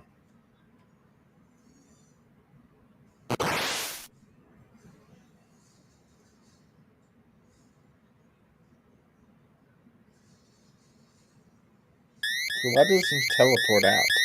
He can't, Zio. He's a prototype. No, not him. Mega Man.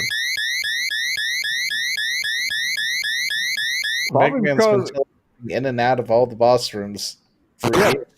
Probably because the system's so damaged, I would think. He's at 1 HP.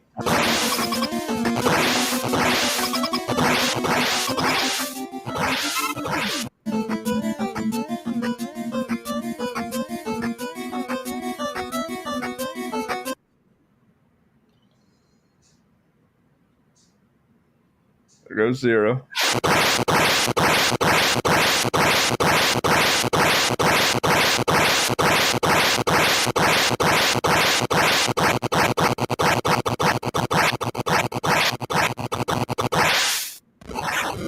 Somebody teleported out.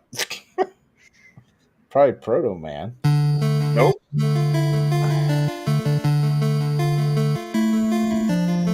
Oh, maybe not then.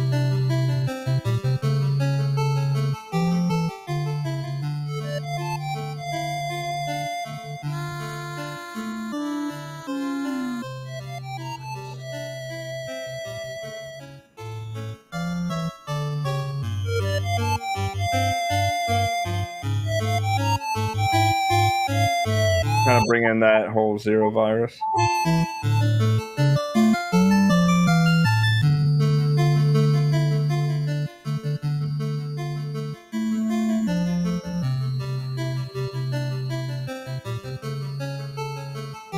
Yeah, Base and them too don't even come into the X series. Base existed. Yeah. But his dog does, let me tell you.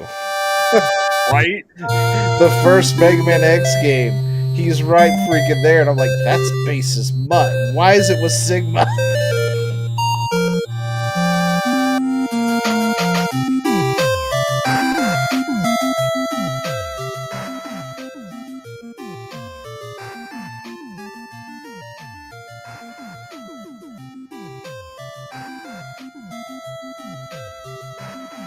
That's pretty much it.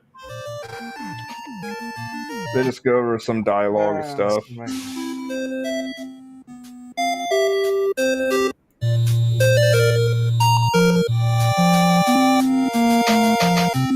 Anyway, no, I don't like the fact that Mega Man fighting like a prototype Zero. Why? That's literally what it feels like. That is exactly what would happen. because it doesn't feel like that would be what happens. We know Wily. He doesn't send things out that are like unfinished. Have you seen half the bots you kick there's teeth in? I'm pretty sure they're half-assed. They're finished. In fact, didn't he steal most of those to begin with anyway? Yes, he stole them from Wily just mainly steal things and then repurposes them. Maybe Wily's like, who's really the who's really the robotics master here, Wily? You know, I just thought Which makes me wonder how he even built Zero in the first place. Is Wily an allegory for China?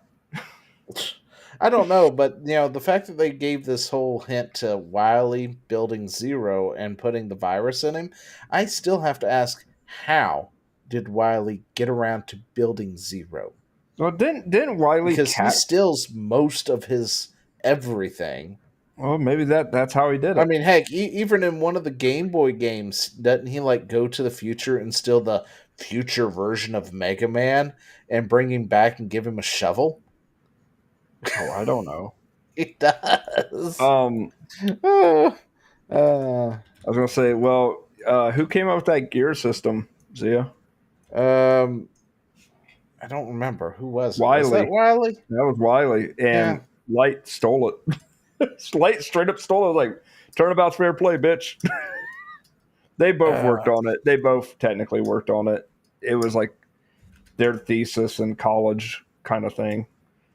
Back when Wily wasn't crazy. What was that? Was it called Beck? Is that what his name was? What, the band? No, that Mega Man. No, Beck is Mighty Number 9. Mega Man.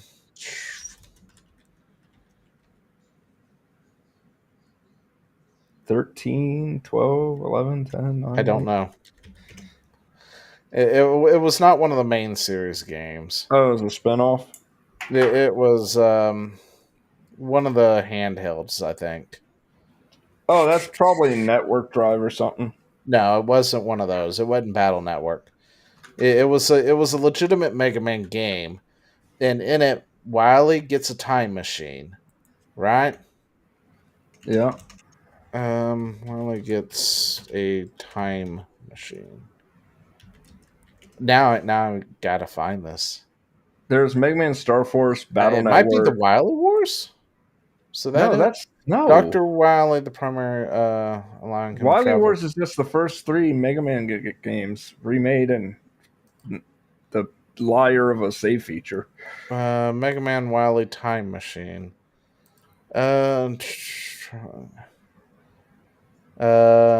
He built a time machine to travel back in time, change the past, aim for man counter Dr. In the story, Dr. Wily stole the time skimmer, a machine that allows him to travel through time, and travels to the point in the future where his older self had reformed and Mega Man had reverted to a housebot. That sounds like the concept of the...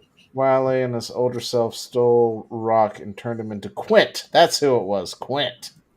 Okay. Which game was this? Quint. Couldn't remember. Okay, I'm sorry. It wasn't a shovel. It was stupid. It was stupid. It was stupid. Let's see. Future that was modified by Dr. Wily to fight against Mega Man in the present in Mega Man 2. Oh, okay. It was Mega Man 2. My bad. I guess it was a mainline game. This is Quint.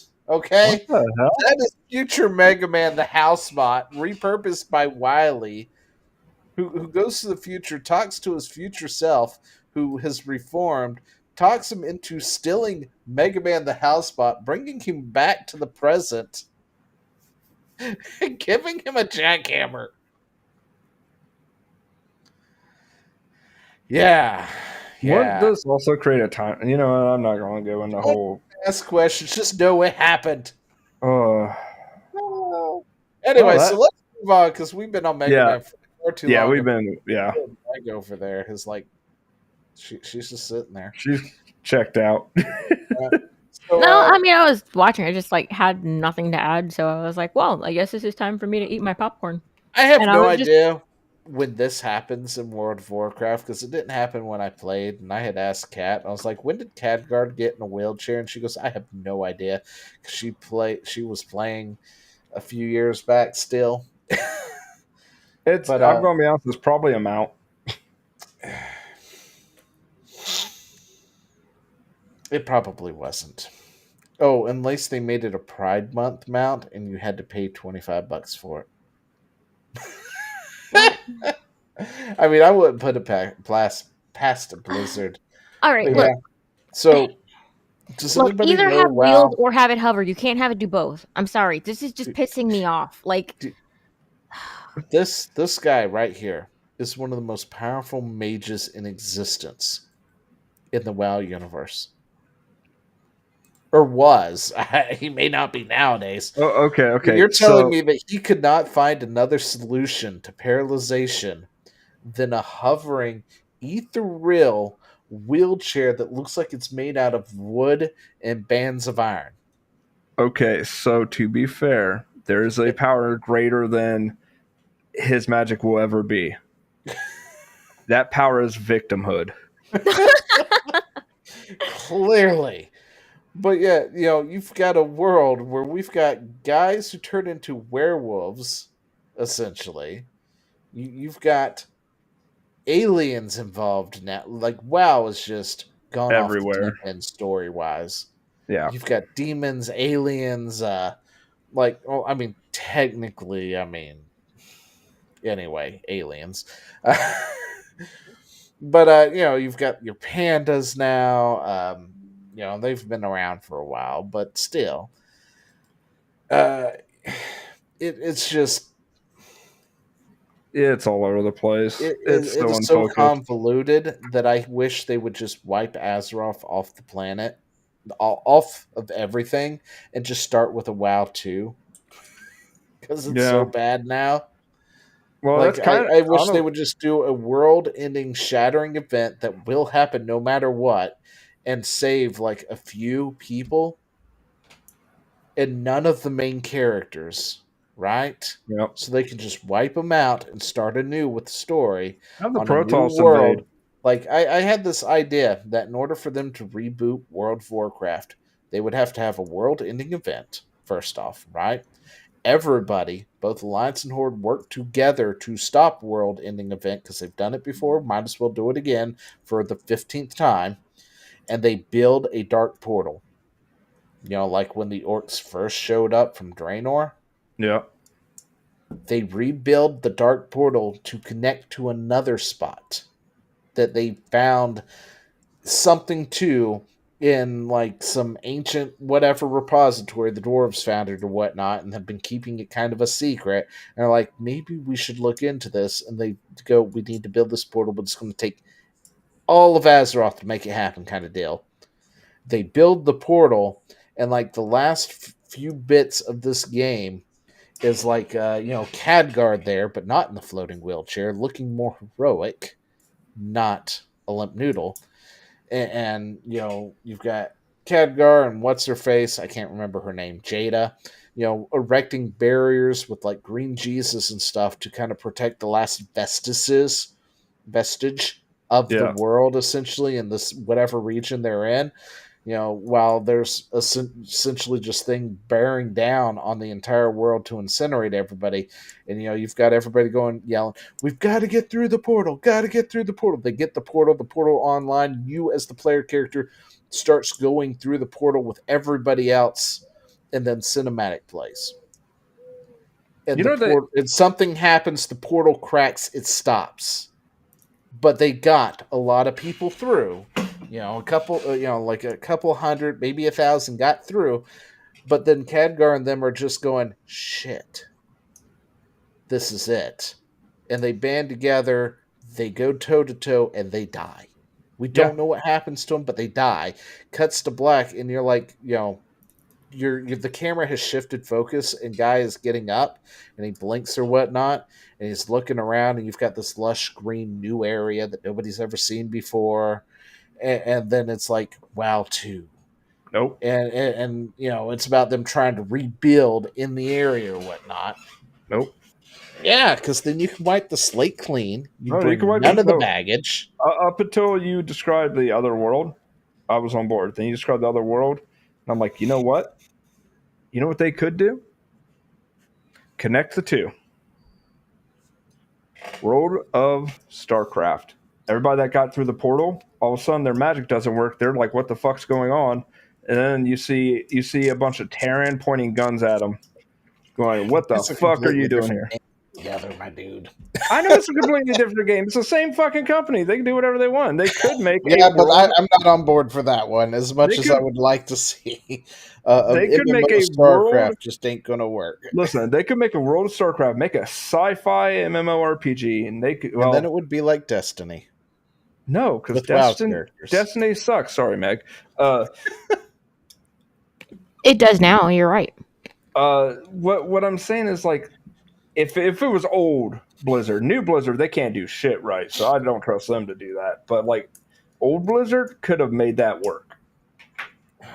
Anyway, so this is old Blizzard. This is new Blizzard. Yeah. This is old Blizzard. This is new Blizzard. That is not an orc. Anyway. No, that is... And what's even more telling is the cinematics. My gosh. The fact that I saw the cinematic here, it was like, what the fuck is that shit? Because my last real good cinematics was back here, and then the expansion afterwards, right? I can't remember what it was called. But this is the Battle for Azeroth's fight cinematic. But here we go, Meg. Take a look. I know you love this stuff. This is your in-game Stop this! Fight. Dinath fought to save all of Azeroth. He let us out so the Alliance and Horde could wage war in Kar-Zalgar. You'll never understand. For Erisor! Oh.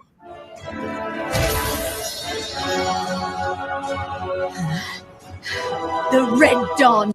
Anyway, this is what WoW used to look like when it did in-game rendering. This is what it was kind of getting to.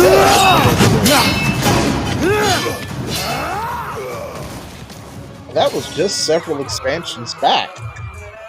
Wow. complete difference. Man, that animation quality has fallen off a cliff. All left, and you've been using the E team for the past 2 expansions. I mean, that animation was like something that I would see like back in the days of a reboot, which is like late 90s. That was terrible. Look, I like the reboot cartoon, but you know. Dude, I love that series. I'm mad that they never finished it. Right? I am still salty. Like, bro, what? Yeah, you can blame the company for that one, apparently. So Nexus mod is required, or yeah, Nexus mod to require age verification. There we go. I can read. Yeah, because people don't lie about their age. Yeah, I know. Now, how do you verify? Because of the EU and UK laws, again, pulling out, guys. Stop killing games. Why it's important in the EU. Anyway. So yeah, I've got nothing wrong with that at all. Me neither. Because they do host 18+ mods. Yeah, no, I'm okay with it. They decide to cancel a mod that changes pride flags, but you can have the one where you force yourself on people. Priorities, guys. You seem to not have them. Oh, they do have them. They're just just warped. Anyway, so the Subnautica original creators have been removed from Unknown Worlds, effective immediately. Did anybody ever catch an update to this one? Yes, I posted it right below it on the salt mines. Well, this was right below it in the salt mines. So, a little bit past that then. So, he will be getting... Okay. Like, true story. Do you think that that's real? Like, I want to believe it's real, but also he's an actor. And why would they be filming him watching this? Like, they also mic'd and everything. No, there's a bunch of people that were filmed. Fluffy got a star. Yeah, I saw a Gabriel. picture of that. Who's Gabe David again? Oh, that guy. I like that guy. Yeah, Worf. Yeah. No, Also I had to Wilson look for a Goliath younger from, picture of him. Gargoyles. Excellent Yeah. actor. No, he's amazing. He's freaking Again, I awesome. don't know actor names because I'm a normie in that space. Yeah. So I He's have to got look an them amazing up voice. real quick to figure out what they were in. It's like, oh, I know that. I know him. I like. No, apparently a lot of people in Hollywood watch it to see announcements. So that they probably have several videos of him watching over the years, and this was the one nice. that he got. Yeah, because Fluffy got a star too, and then That they made me happy. destroyed Trump's star or something. So I don't really care too much about stars, but Well, it's anyway. more of if you guys probably haven't been to Hollywood, but if you see what it actually looks like, you're like, oh, that's not really a big deal. No, it's not. It's more. No. It was. I know some people who think they're very important make it into a big deal. So Okay. anyway, so SteamDB was promoting Stop Killing Games, which was pretty cool. Yeah. Nice. And it did get that push, which, by the way, still up till the end of the month. Sign that petition till we cannot be denied. Go sign that, because we are in overdrive mode. We need more signatures to deal with all false positives, false signatures, and the fact that people can't sign their actual name properly. Yeah. The fact that has to be said. But yeah, like if your name is David, sign it David, not Dave. Okay. By the way, okay. So I work in security. We actually had a guard that messed up on an incident report by misspelling his own name. So I believe it. Yeah. Anyway, so this was try again. So what was this all about? I don't remember. Yeah, I know it's me responding. Let's see. Oh, yeah. So Pirate Software apparently is no longer working for Off-Brand Games. Also, I think what's that one guy who who wants to be like a Hassan Orbiter? Ludwig. Ludwig. I think he's like one of the owners of Off-Brand Games too, isn't he? Yes, he is. He's the CEO or something, because he came out and echoed Pirate's words here. I don't have that one, but he did apparently come out and echo it, saying that we're being mass review bombed. And this was kind of my prediction when I first read that. Was trying to mass review bomb, looks at game, turns out the only review bombing was happening to his game, which we did talk about at one point in time. But he did say the word trying, which means if it doesn't happen and people look and say it doesn't happen, he can say, well, I didn't lie because I said trying, because here's a place on social media where somebody said they were going to do it, kind of deal. And it turns out that's exactly what happened. Apparently. Yeah, and to that whole company, he produced where people were talking about it over in Discord and on Reddit, how they were going to review bomb these games and stuff, and then nobody could figure out how to go to the Steam page, download the demo, because apparently 2 of these 4 games are not even released. They have a demo. Right? And all you have to do is download the demo, open it up, and then you can leave a review. And they couldn't figure out how to do that. So I don't know where this mass review bomb was going, but it only affected Pirate Software's game, which is incomplete and a whatever Undertale clone. So, and then we have another one that is non-existent. Okay, so the ones that are non-existent, are they all Pirate Nation? They are. They absolutely are. Now, this one, I do know what it was. It was the British Stop Killing Games petition, which needed 100,000 because they're technically not part of the EU because they're Brexit thing, right? Yeah. So they had to do a separate one, but essentially it was showing that they hit their max. Okay. So, and this is Stop Killing Games. Oh,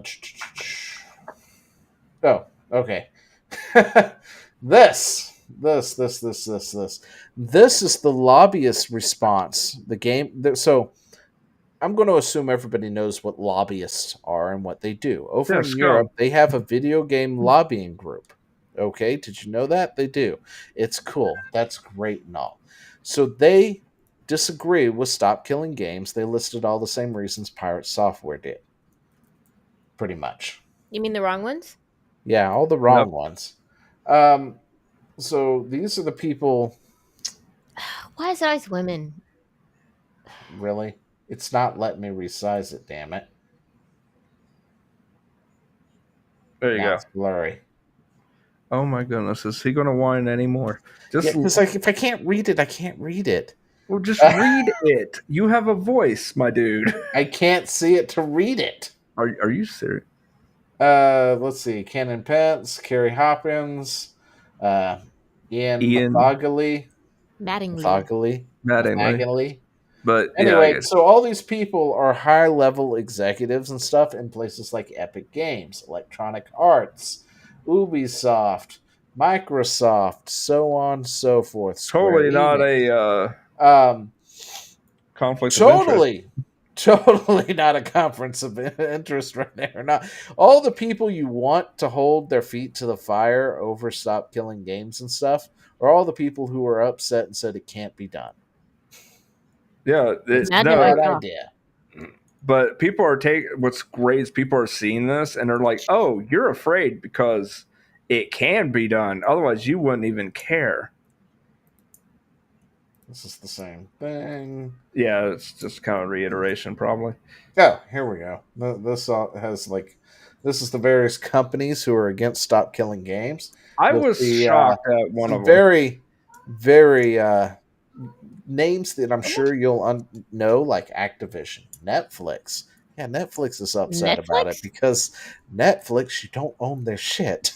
Yeah, Netflix. But also, Netflix, I get.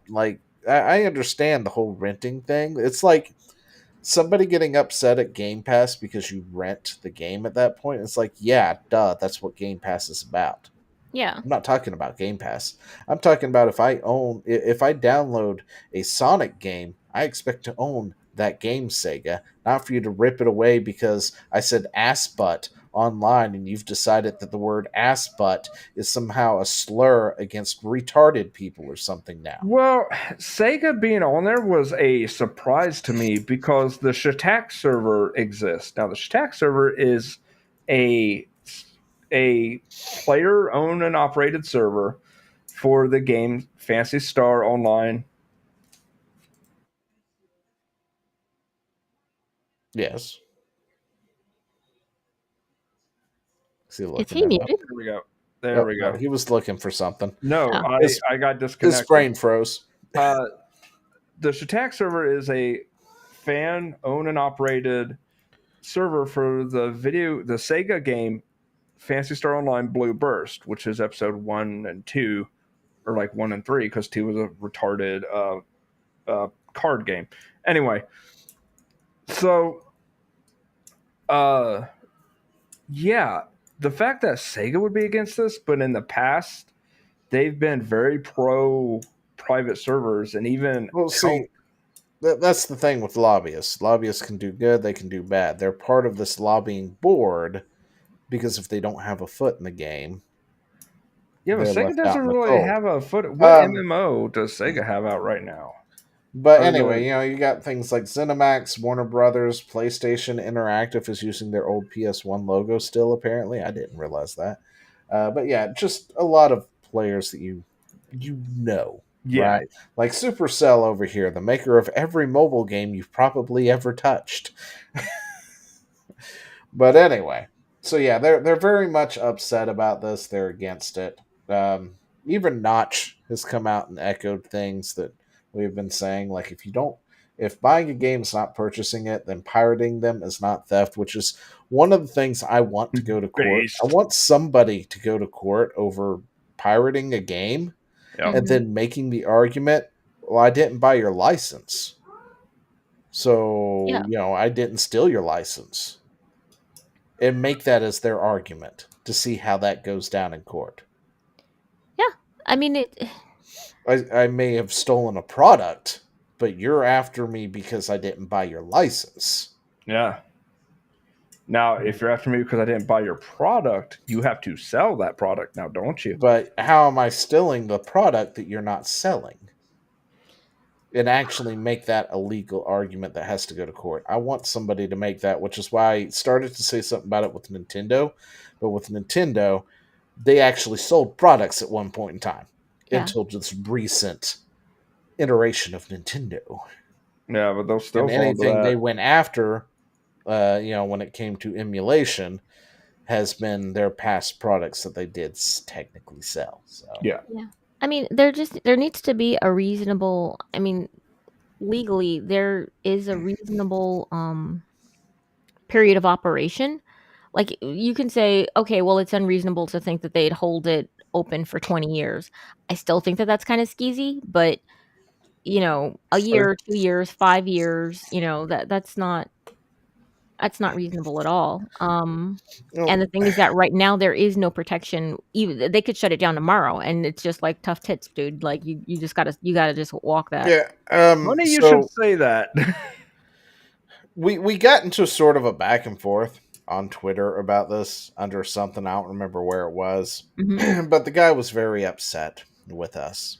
Because I think Chad wound up chiming in somewhere, and I finally got to the point I was like, dudes, someone was mad on Twitter. Man. What? Yeah, no, this guy is making an unattainable straw man, essentially, that you cannot capitulate with what Stop Killing Games is essentially asking for, right? Yeah. Like, so we have to lay down some information first. Like, Stop Killing Games isn't going to change what is currently out there. It's not asking to change that. Your Fortnite's going to be untouched. Your Call of Duty this year, it's going to be untouched. WoW's going to be untouched. Nobody's asking for that change or anything like that, right? It's for future projects. We want legislation that will affect future projects. So if they do decide to make, another Call of Duty after it, then it would be affected. But Warzone that's currently out wouldn't be affected, So you have to sort of lay that down, and then it's the idea of having an end of life plan, right? Yes. Like something like World of Warcraft, that is an outlier. This game has been going on for like 20 plus years at this point. They're probably getting close to having their 25th anniversary for crying out loud, because this game launched in 2005. Most MMOs are not around still. And what little they are, they're barely hanging on there, and they're using things like private servers and stuff like that. And for an MMO, I can it gets a little bit wonky on that. It's like we're not asking for an end date, but how will you approach it when you do go to shut down things? Yeah. Right? And the guy who was arguing with Chad or whatnot, and I guess me before, I was like, I'm done with this because this is stupid. Yeah, but he got really upset when I told him he was straw manning a thing, and I was like, no, you absolutely are. I'm not going to continue this, because I know he wrote like 5 other things after that, and I had ignored them. But it was going on Fortnite, I think, was his rant at the time. And it's like, and how are they going to do Fortnite? Because this whole thing hinged on the word competitive. All right? So this is the thing. How are you going to take a competitive game like Fortnite and still hold it to whatever standard it's currently at? Well, the simple answer is you're not. Yeah, and nobody's that's not asking what Stop that. Killing Game is asking for. But nobody's expecting you 10 years from now to boot up Fortnite and be able to play it with 100 players, because that was his thing. It's like, you're having 100 players and stuff like that. You do realize that Fortnite doesn't put 100 real players in each lobby right now, right, guys? Like, for those of you who want to use that argument, how are you going to have 100 players? Fortnite right now, the 100 players, 50 of them are players. 75 of them might be players. The rest of them are fucking bots. Even Fortnite doesn't fill its lobby completely full of players anymore. It hasn't for a long time. Yeah. And it's funny because, even my kid understands that, because I'll be there and it's like, you got a guy coming on your 6, and he's like, don't worry, it's a bot. And I was like, it is? And it's like, yeah, it's already tried shooting at me. Trust me, it's a bot.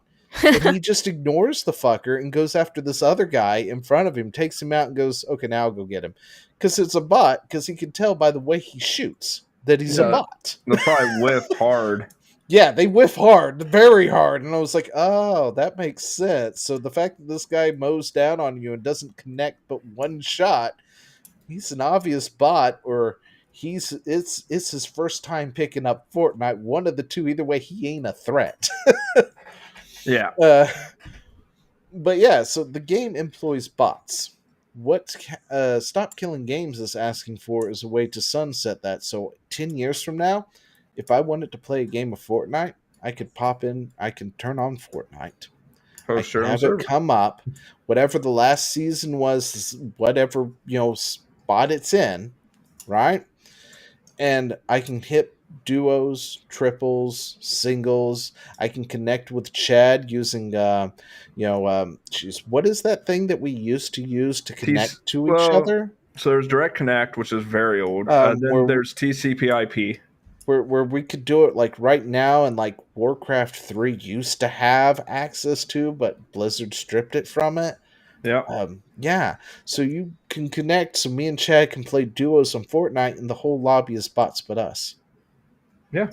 See, that's what the guy was strawmanning about, was the number of players and then the word competitive. And by the way, he other bounced part of to his that. argument. I'm sorry, what? He bounced to that. Like originally, it was something else. Then he pivoted to competitive. Well, that's because I told him that's already been done.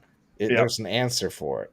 And that's when I posted the Ben Gay for back pain caused by goalpost moving. Ooh, he really got heated after that. He got heated. I know he typed like 3 other things because he got like 3 other notifications after that from him. And I had already said, look, I'm out because you're arguing in bad faith at this point. But if you want, you can listen to what I said. We'll talk about this next Friday. You can come join us then. We'll talk about it. Don't worry. But yeah, the other thing he was hinging on was competitive. Because he's like, and how are you going to keep it competitive and stop cheaters and stuff like that? Well, you're not. I don't care. You're not. There's no. If your game used to be a competitive game, is in the point that they're sunsetting it, I have news for you, son. It's no longer competitive. Yeah. Okay. But however, if it is in that small category of competitiveness, the players already answered that because they still do that. I mentioned it once. Melee.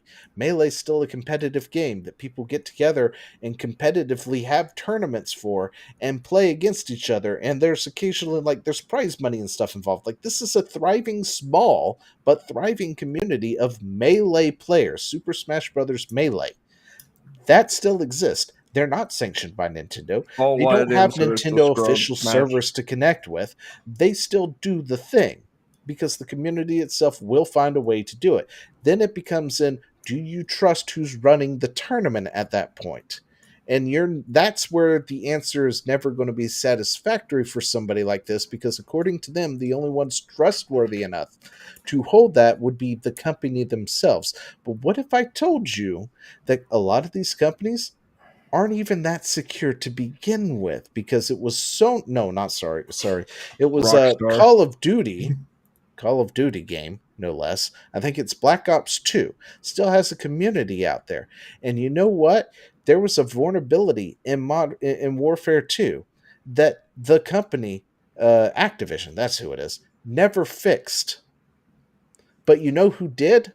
The community fixed it and has a patch specifically out there if you want to play with them and their little tournaments for Black Ops or Modern Warfare, whichever one it was, right? Yep. You have to use that patch to protect yourself and the other players, because Activision, the main parent company or whoever, failed to fix the vulnerability. These companies don't give a damn. They have leaks all the damn time. Their shit is not that protected. Secure, yeah. I mean, heck, it was Call of Duty recently. I think it was last year or something, there was a bunch of people popping up going, my lobby is full of freaking hackers because everybody's invisible. What they didn't know at the time is Activision reversed engineered one of those hacking tools that a lot of these people were using. So if it identified it, it would turn everybody in the lobby invisible except for them. Except for the hacker. So they were essentially self-reporting that they were the one using auto-aim and stuff. And these tools are still prevalent. Like, even to this day, occasionally I will swap TikTok, which I don't do often, and I will find a live stream where they're advertising these tools blatantly, mind you, advertising them on TikTok in a live stream where they have all the things blaring, and you've got people going, man, why are you fucking hacking? This is BS. Report him. Everybody needs to report this. In the comment section of these videos of these people advertising their hacks with their wall hacks, the auto aim, all that stuff. Yeah. Where you can see where everybody is and all that good stuff, and they're blatantly advertising it. The companies themselves can't protect you from these people. So also, it then becomes a question of, do you trust the organizers of this niche competitive game that has 2,000 players in the world playing it now? That they can hold accountable. Or was the company better at it when it was at its height of 100 million players? Well, I mean, all of these questions to me are kind of irrelevant. I think that the only thing that the company needs to do is make it possible to play this game in some way. Don't make it impossible. That's the thing. They're breaking these games by making them impossible to play in the future. All of these other things, that's not their concern. That's not their that doesn't necessarily need to be something that they're responsible for. And I think that that's kind of where some of this, I would say confusion, but honestly it sounds like straw manning comes from. Mm-hmm. To where they're saying, oh, well, you can't have the exact same level of support. Like, nobody's asking for that, homie. Like, we're really not. We're just asking you to not make it so that it's impossible for us to do something with this. Hell, throw the damn code on GitHub and then call it a day. Well, see, you don't even have to do that. You just have to preserve the game. Like we were talking about earlier, they ordered him to destroy all the OG code to Fallout, but the game's still playable through preservation. Yeah. That's what I'm saying. And if there is a issue, because then there's the next, well, okay, so what if they make a private server, and start selling all this stuff? Well, they pull a fucking Nintendo and Blizzard then. Yeah. And there are tools available at this day that they can take to shut that shit down immediately if they choose to do so. That's up to the company if they think it's a problem. They can take care of it. Trust me, they can handle it. And you know what the workaround for that is? So that people can make money but not violate TOS and all that? Ask for donations. That's what Shatak server does. Like, it's free, but if you want to support it, you can. Yeah, we have a Patreon. Support us. That's exactly. Sort of thing. I mean, there's workarounds around it. I mean, heck, there are GTA RP lobbies. Yep. Or servers that apparently make fucking bank. And all they have to do is just maintain an RP server where people have to fill in applications to get into, and then can get bopped out for any reason whatsoever. And their only recourse is, well, if you pay us $1,000, we'll unban you. That's fucked up. That's no joke. Those are real stories from people. Yeah, I'm just RP is not worth that much. Sorry, guys.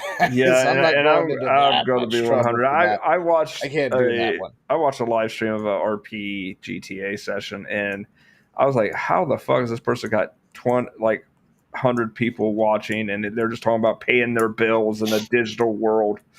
Yeah, I mean, I don't mind the occasional RP when I pull over Chad with my D10. Pursuit or whatnot. Oh yeah, that's a runs goofy. Away. But I can't do this RP 24/7. Some of these people do that, and I'm just like, ugh. Yeah, that's a whole other world. But anyway, they make bank, by the way, running those servers, and I'm surprised Rockstar even lets them, but they do it. So Rockstar is hiring them, from what I heard. So, And the thing I is don't that know. as precious as I tend to be towards IP preservation and keeping artist rights, I am perfectly fine with someone making money off of basically running the server, because that does cost money. That is a cost, and if that's a service that they're willing to do, as long as I'm just saying, and this company should be fine with it too. I'm like, this is no skin off your nose. This is no money out of your pocket. If you're going to kill the game, you can't.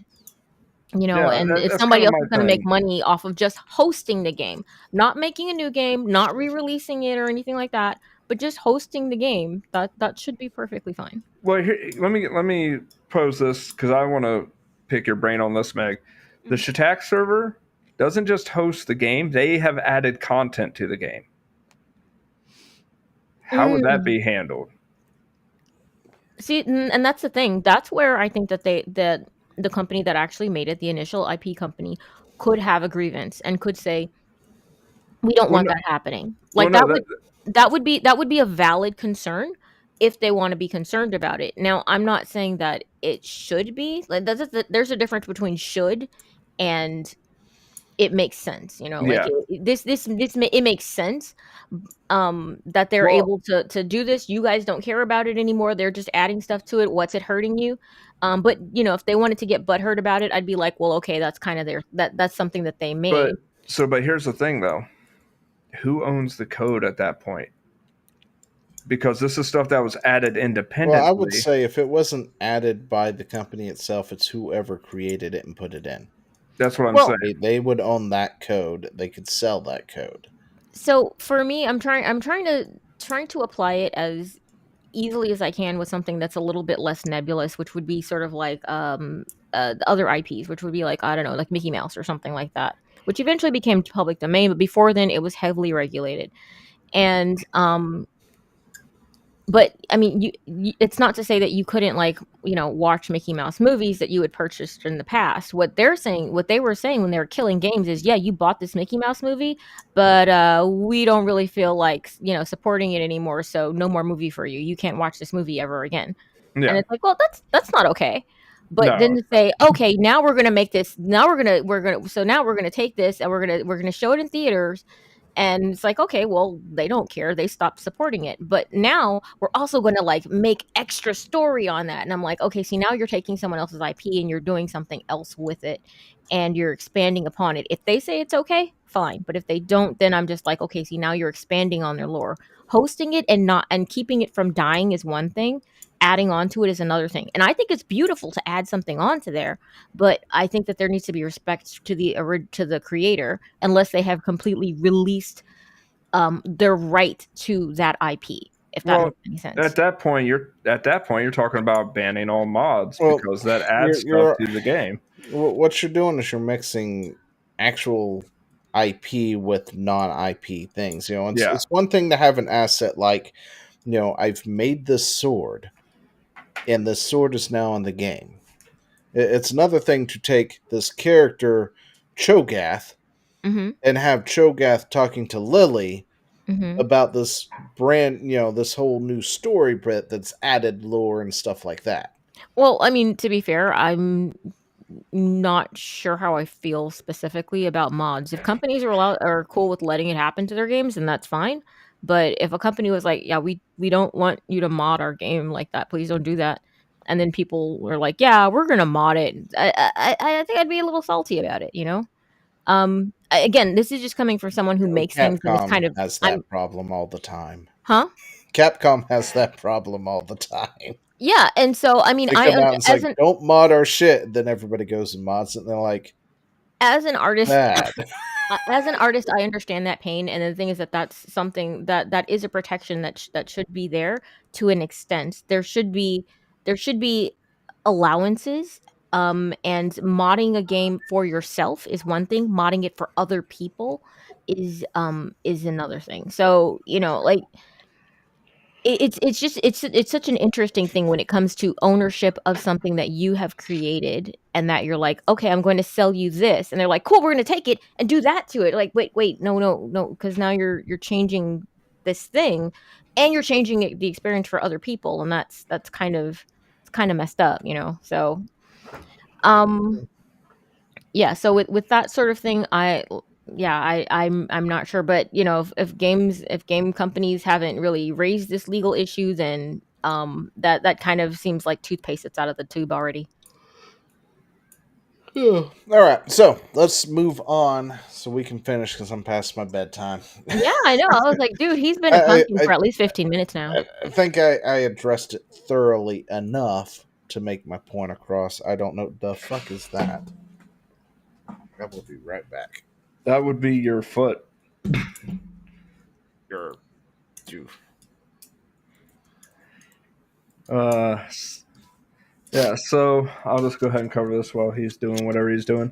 Subnautica devs are the ones that got fired are suing the game's publisher after their firing because they potentially lost $250 million in bonuses after Krafton delayed the game. Now this is going to be an uphill battle because they have to prove intent.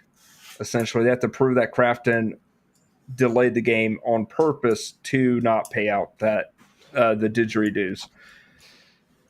So I think that this could go either way. Personally, I think they could win this battle, or it could be a show of hey, we know we can't prove it, but we know, and it could be just dragging the publisher's name through the mud with legalese. Either way, yeah, not really interested in Subnautica 2 because the people that made Subnautica so awesome have been fired. And that's the general consensus I've seen from a lot of people. A lot of people were like, you know what? Maybe not. So I think for this game and whether or not it will be successful and because of this, well, in spite of this, would be how many people, how big is this audience? Like if this captures a bunch of normies don't care. Normies would be like, oh, that's too bad. Anyway, it's not really normie fodder. It's a lot of people who are Subnautica fans. Yeah, so that's what I'm thinking. I mean, I'm looking at it and I'm like, I can't see this capturing the interest of a normie unless it's in the bargain bin and they only have like $3. So, I mean, it could be a great game. I'm just saying, just looking at this, it's beautiful. I'll say that is a beautiful underwater like survival game, but it looks niche. Yeah, that's what I'm saying. It is niche. And so if it's niche and it's got a loyal following, it's got kind of a cult following. When you have a cult following, you have to deal more with like the precious feelings, which is why a lot of times I want to join the cult. My cult. I'll take a cult following. No, because you have to be so careful with them. Now they will die for you, but they will also murder you. They will hoist you up on that petard. So see, my cult, they have to play all the games for 2 weeks straight, nonstop. All right, so what happened with the Subnautica things while I was busy? We're just talking about whether or not this would actually hurt the game. Assuming this is true, which it seems to be. It's very, very suspicious and coincidental. Chad, do you have the 411 on this? Yeah, basically the guys that got fired pulled a Uno reverse and said, "No, you give us our bonus, you motherfuckers." Yeah, I got that, but why did they get fired? Still unknown. Oh, well, shit. That's what I was wanting. No, still unknown as far as that goes. But I believe it was creative differences. Like something tells me Subnautica, the publishers wanted Subnautica 2 to be more diverse or more inclusive, and the people are like, it's a game about water and survival. There's nothing to include. That's kind of the vibe I got. Because from what I've been hearing is there's now a boycott for Subnautica 2. Yep. And I mean, it seemed like it was out of nowhere that they were just like, "Yeah, we fired them." It's like, the thing that makes it so sus is that they got fired right before they got their bonus. Yeah. So that's the part that makes it sus. Otherwise, it'd just be like, well, this is creative differences, and if you're a right to work state, well, Sorry, homie, I don't know what to tell you. If you don't have a contract that says you cannot be sued for creative differences, you're fired for creative differences. And I'm sorry, these are the rocks, you can kick them. Yeah, but also again, if they can prove that the reason they were fired was if it was done for chicanery, then yes, that they absolutely would have a case. The thing is, the problem is proving it. It's very, very sus, though. It depends on the timing, though. If they're like, we would have gotten a bonus in 7 years, like, well, I don't think that you got fired. No, it was. I don't even think it was months away. Well, I mean, yeah. They delayed the game, so yeah. The rumor is that they delayed the game solely so that they could not have to avoid these payouts, and then and avoid the payouts. Yep. Well, I hope they prove that then. I mean that sucked because this is one of those games my kid loves. Yeah, not this Subnautica. Subnautica, yeah. So to hear them like get fired and not even have a reason for it, because creative differences isn't enough. I need an actual tangible reason. Yeah, and we don't even know if that's the reason. We just don't know. By the way, this was just something funny, quick, like, haha, hey, this is why Rivals is doing gangbusters and nothing else is, because they're fun. Yeah, well, Fortnite does that too. No, they don't. Fortnite doesn't. No, they don't. No, they include things like this. No, they don't. They include cringe. That's all they include. Okay. Listen, Fortnite is one of those games that I feel is going to be a mainstay for the next 30, 40 years. Not in my house. It won't be, because it's one of those games. As for me in my house, we will not play Fortnite. Listen, the reason it's so successful is because, unlike Call of Duty, it has a real story, for one, but it evolves itself every year. You know, I will grant that. I will grant that. Every season that they do, they drastically change the gameplay. You know, I ain't gonna lie. That Fortnite Lego was fun. Oh, yeah. And that made them a boatload of money because they did exactly what I told you I bet they were going to do. What's that? Lego sets. Oh yeah. Yep. They fucking did it. You can go and buy different Lego sets now in Fortnite to use in Fortnite Lego. And I was like, you crafty bastards. I knew you were going to do it. You know what they could have done that would have been sick? Have it so you can scan the barcode on a Lego set in real life. And that would push Lego sales too. Right? And port it into the game. Oh, that would be sick. That's something I wish card games would have done. Is like be able to scan your existing cards to add them in. Put the Pokemon card into the Pokemon game. Yep. Yeah, I know, because they got the digital versions of like Magic and Pokemon and Yu-Gi-Oh! And stuff, but you have to like pretty much rebuy all your shit and their booster bullshit anyway. But no, like that's a game that's going to evolve. Yeah. So when we do get like holodecks and stuff, I'm sure it will be on season 5052 Fortnite. The Banana's Revenge. You know, in the holodeck, still going strong. The one game to beat everybody else. One game to rule them all. This conversation reminds me of a line from Big Bang Theory where they were talking about one of the guys has no respect for the other guy, and he says, why don't you ever tell me that I'm good at what I do? He says, oh, you're very good at what you do. The problem is what you do is not worth doing. And it's kind of like that when it comes to Fortnite. I'm like, yeah, they're very good at preserving the game and evolving it and everything. It's just not worth doing that to that game because that sucks. But, you know.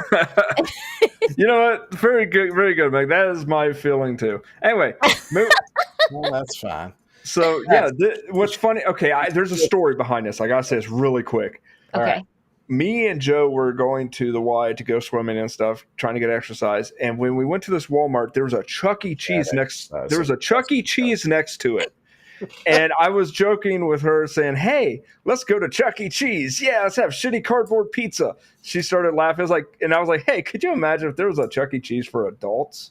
Bro, I'm gonna tell you this now. My first job was at a Chuck E. Cheese, and their pizza was banger. So maybe it's changed over the years. I don't remember Chuck E. Cheese selling It bad was pizza great. either, but people keep telling me they did, so I don't know. Honestly, I think it depends on the location. Because Yeah. the pizza at the one I went to as a kid, that was cardboard with plastic cheese. Oh, I'm sorry, we didn't have Chuck E. Cheese. It was Mr. Getty's. That's what. That's not the same, sir. That is absolutely different. That's yeah.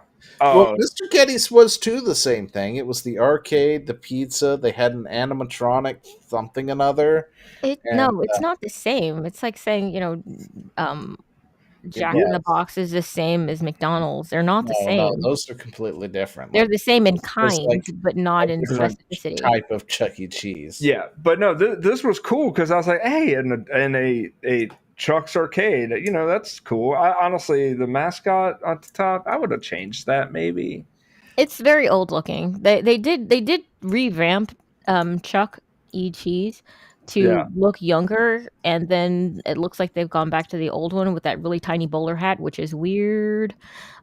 Weird. So I don't know what that's about. I did work there though. I worked as a cashier, but you pulled all the duty, so I wound up being the rat as well. So that was fun. Dude, I don't know if that was just like that one magical time in 97 to 98 that like the pizza was amazing, but it was so good. I mean, and maybe it was just the one that I worked at, because they put like butter on the crust, and then they put it in the oven, and then the guy put butter around the crust again, and that's when I learned the magic of actual butter. I was like, that's what I eat now when I order Domino's, is the butter crusted. And so good. So what we got? Hassan, the terrorist sympathizer. Piker. No. At this point, let's call a spade. Hassan, the terrorist. He's okay. Like everybody. Terrorist. Everybody goes off of how much of a terrorist sympathizer he is, and he is a terrorist simp for real.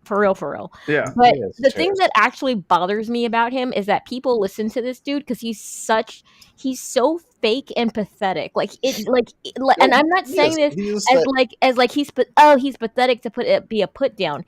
He's pathetic and like he giveth the ultra ick. Like I feel like every woman. For you to use that term, that's. Yes. Listen, I know you do not like that term, the ick. But I do not. I found the term ick. Listen, but I mean, he's so like when he talks, he's whiny all the time and he's stupid, and then he does this fake laugh like he's trying to put forth a front. It is so sad. Like I actually get sad. Don't worry, you'll get to talk eventually. I have been exposed to of this guy reading the news and reacting to it because he's a reactionary, like the people he complains about are. It's funny because he'll read a thing, right? Mm-hmm. And then he'll go into like this 10-minute monologue about whatever it is he just read and, be saying all these insane shit, right? Mm-hmm. And then it's like in the first paragraph contradicts the fucking title, and he never looks at it. And he's on, and I'm just like, your entire 10 minutes of bullshit. People watch him because he's a perpetual train wreck. Right fucking there, dude. It's just like, it's like you're the worst kind of reactionary. And the fact that these people, these Hassan simps, lap this shit up from this guy, it's just like, how are you people that stupid? It's because he sits there and he calls people like Asmongold stupid and all this other stuff. It's like this guy is like mentally fucking retarded, but he's at an autism level that is high enough that he is milking you people because you're even stupider than him.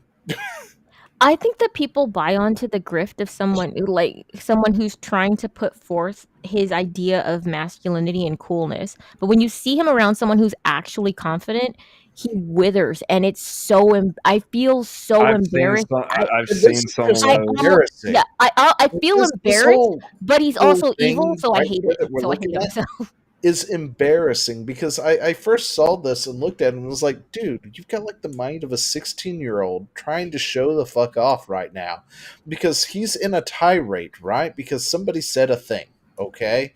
He didn't like what they said.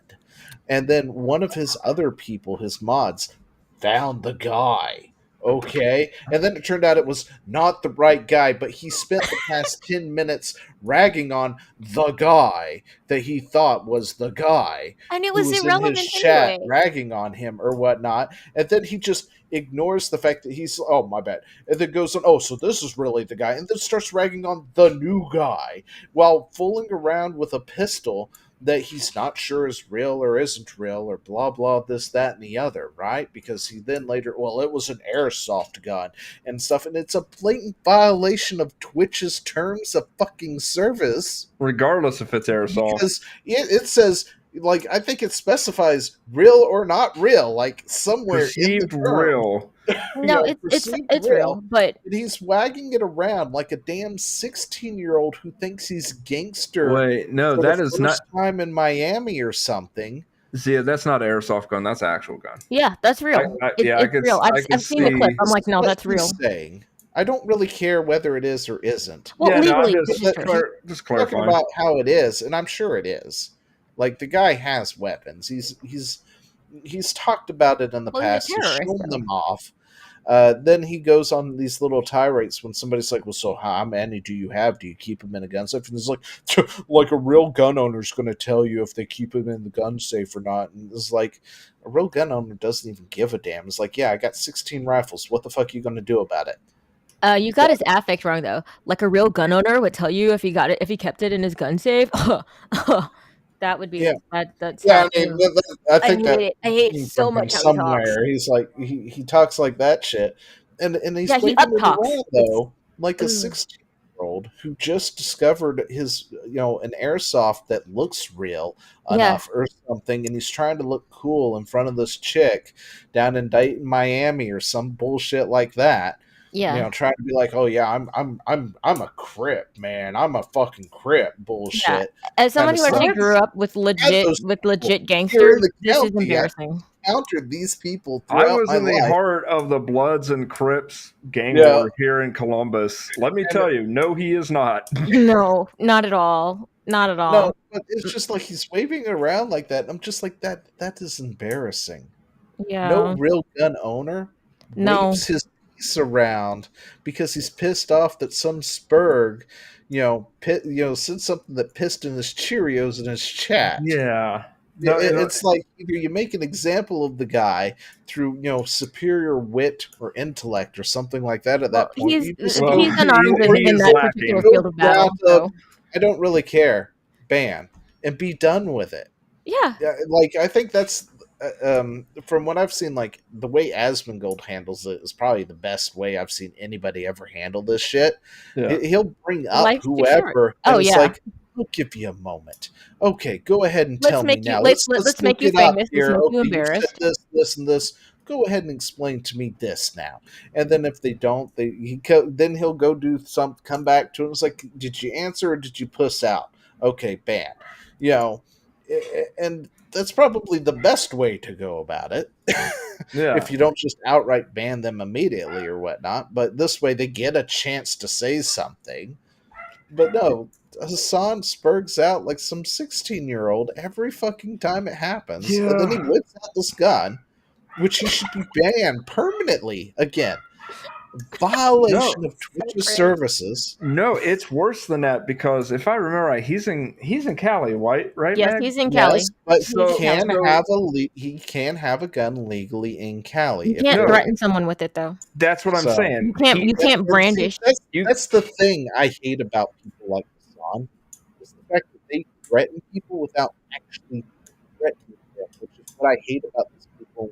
Your voice is cutting out, my dude. Hello? Yeah, you were cutting in and out. It was like you're on a bad phone connection. Like, this is what I hate about people like Hassan, is the fact that they make these threats, but they do it in a way to where they can throw their hands up and legally they didn't do the thing, but we all know what they mean because they're all over Twitter right now. Yeah, no, implied threat is still doing the whole 86-57 type bullshit and stuff. It's like, we know what you're saying. I wish they would crack down on these people because they have skirted the line of free speech to the point that they need to be just made an example of. Well, this is implied and credible threat because he was looking for the person, which means he was credibly threatening the person. No. He has the own.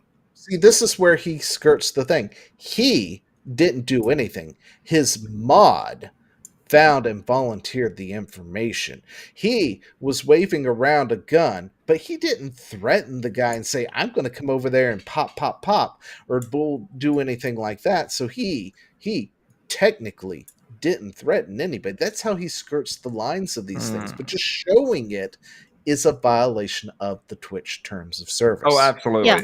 And that in itself is a violation worthy of a permanent ban. By the way, this cost Twitch, by the way, because a bunch of people left after this. Oh, yeah. So Legal Mindset actually did a video on it. He's a lawyer and from the LawTube genre, and he was on he just does legal breakdowns basically of like streamer stuff and online stuff. Hang on real quick. Zio, do we need to get going? Shit. Yeah, we probably do. Okay. Well, he was saying that basically Hassan is certainly in trouble with Twitch. Twitch can get sued over this because they banned Destiny's kid who did something with like an airsoft gun, which was clearly an airsoft gun and was playing around, and it wasn't even an implied threat. Fist of the North Star. Please stop remaking stuff. Just stop.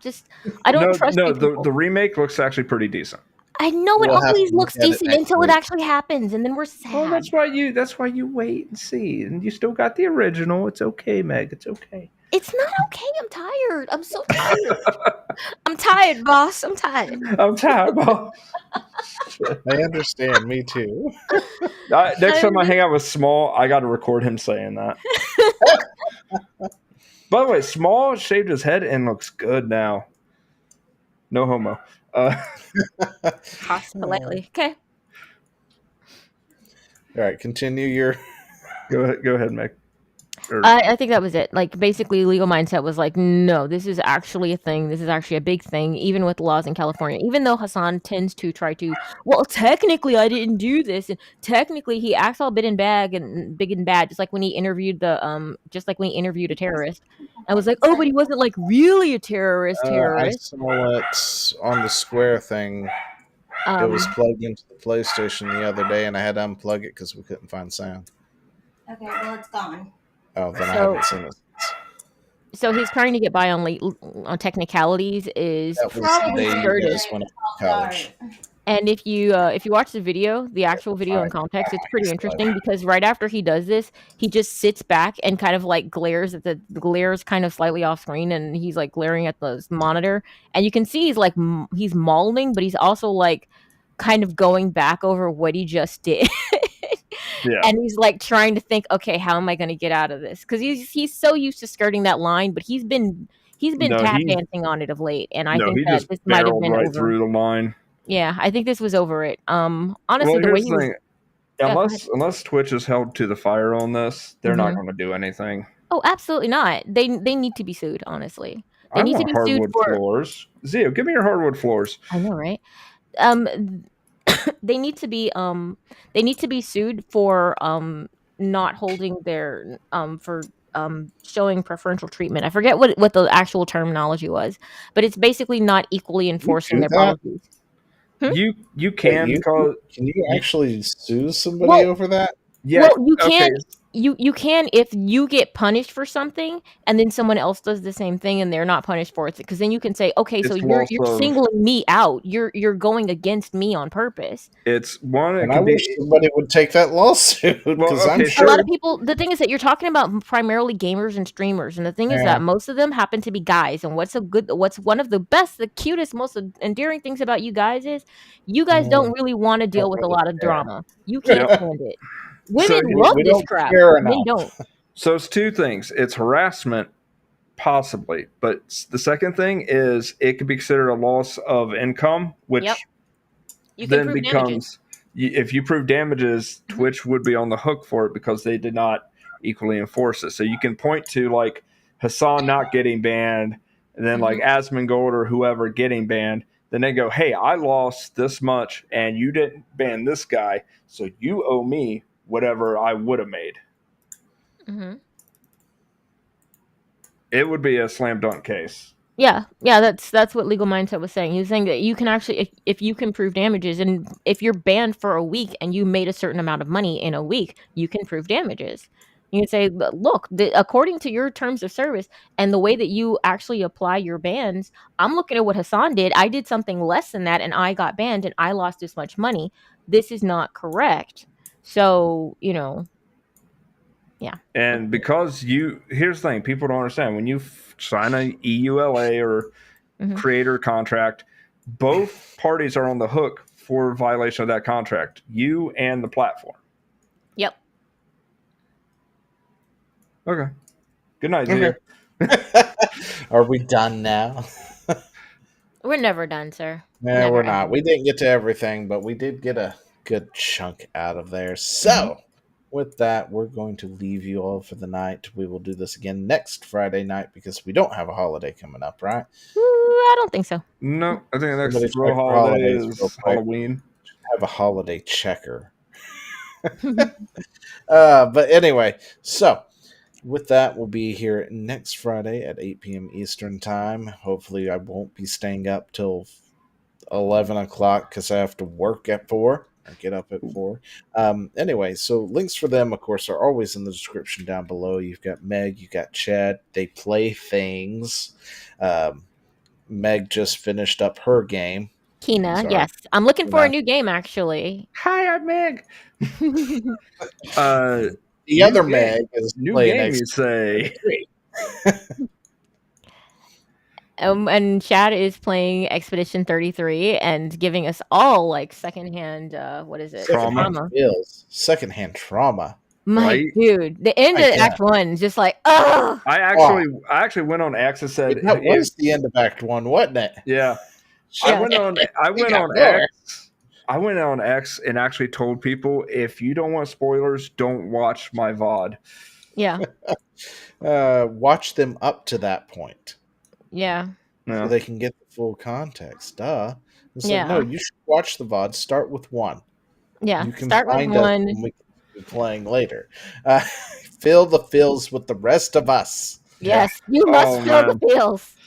So yeah, no, I was very upset. Listen, I had gotten up and missed it because I went to the bathroom because I wasn't expecting exposition to happen.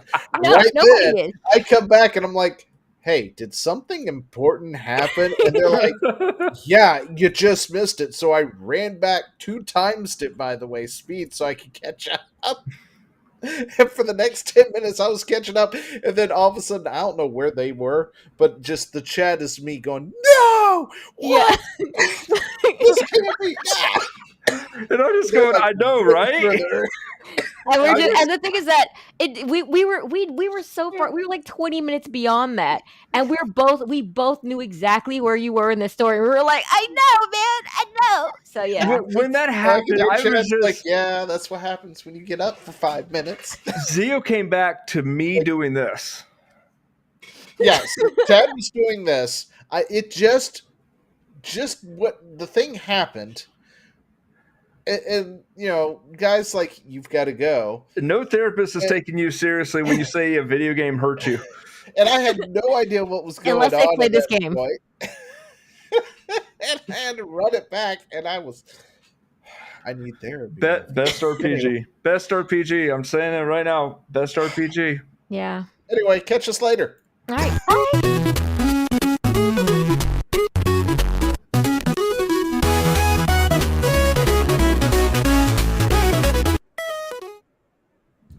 Okay, before we go, we have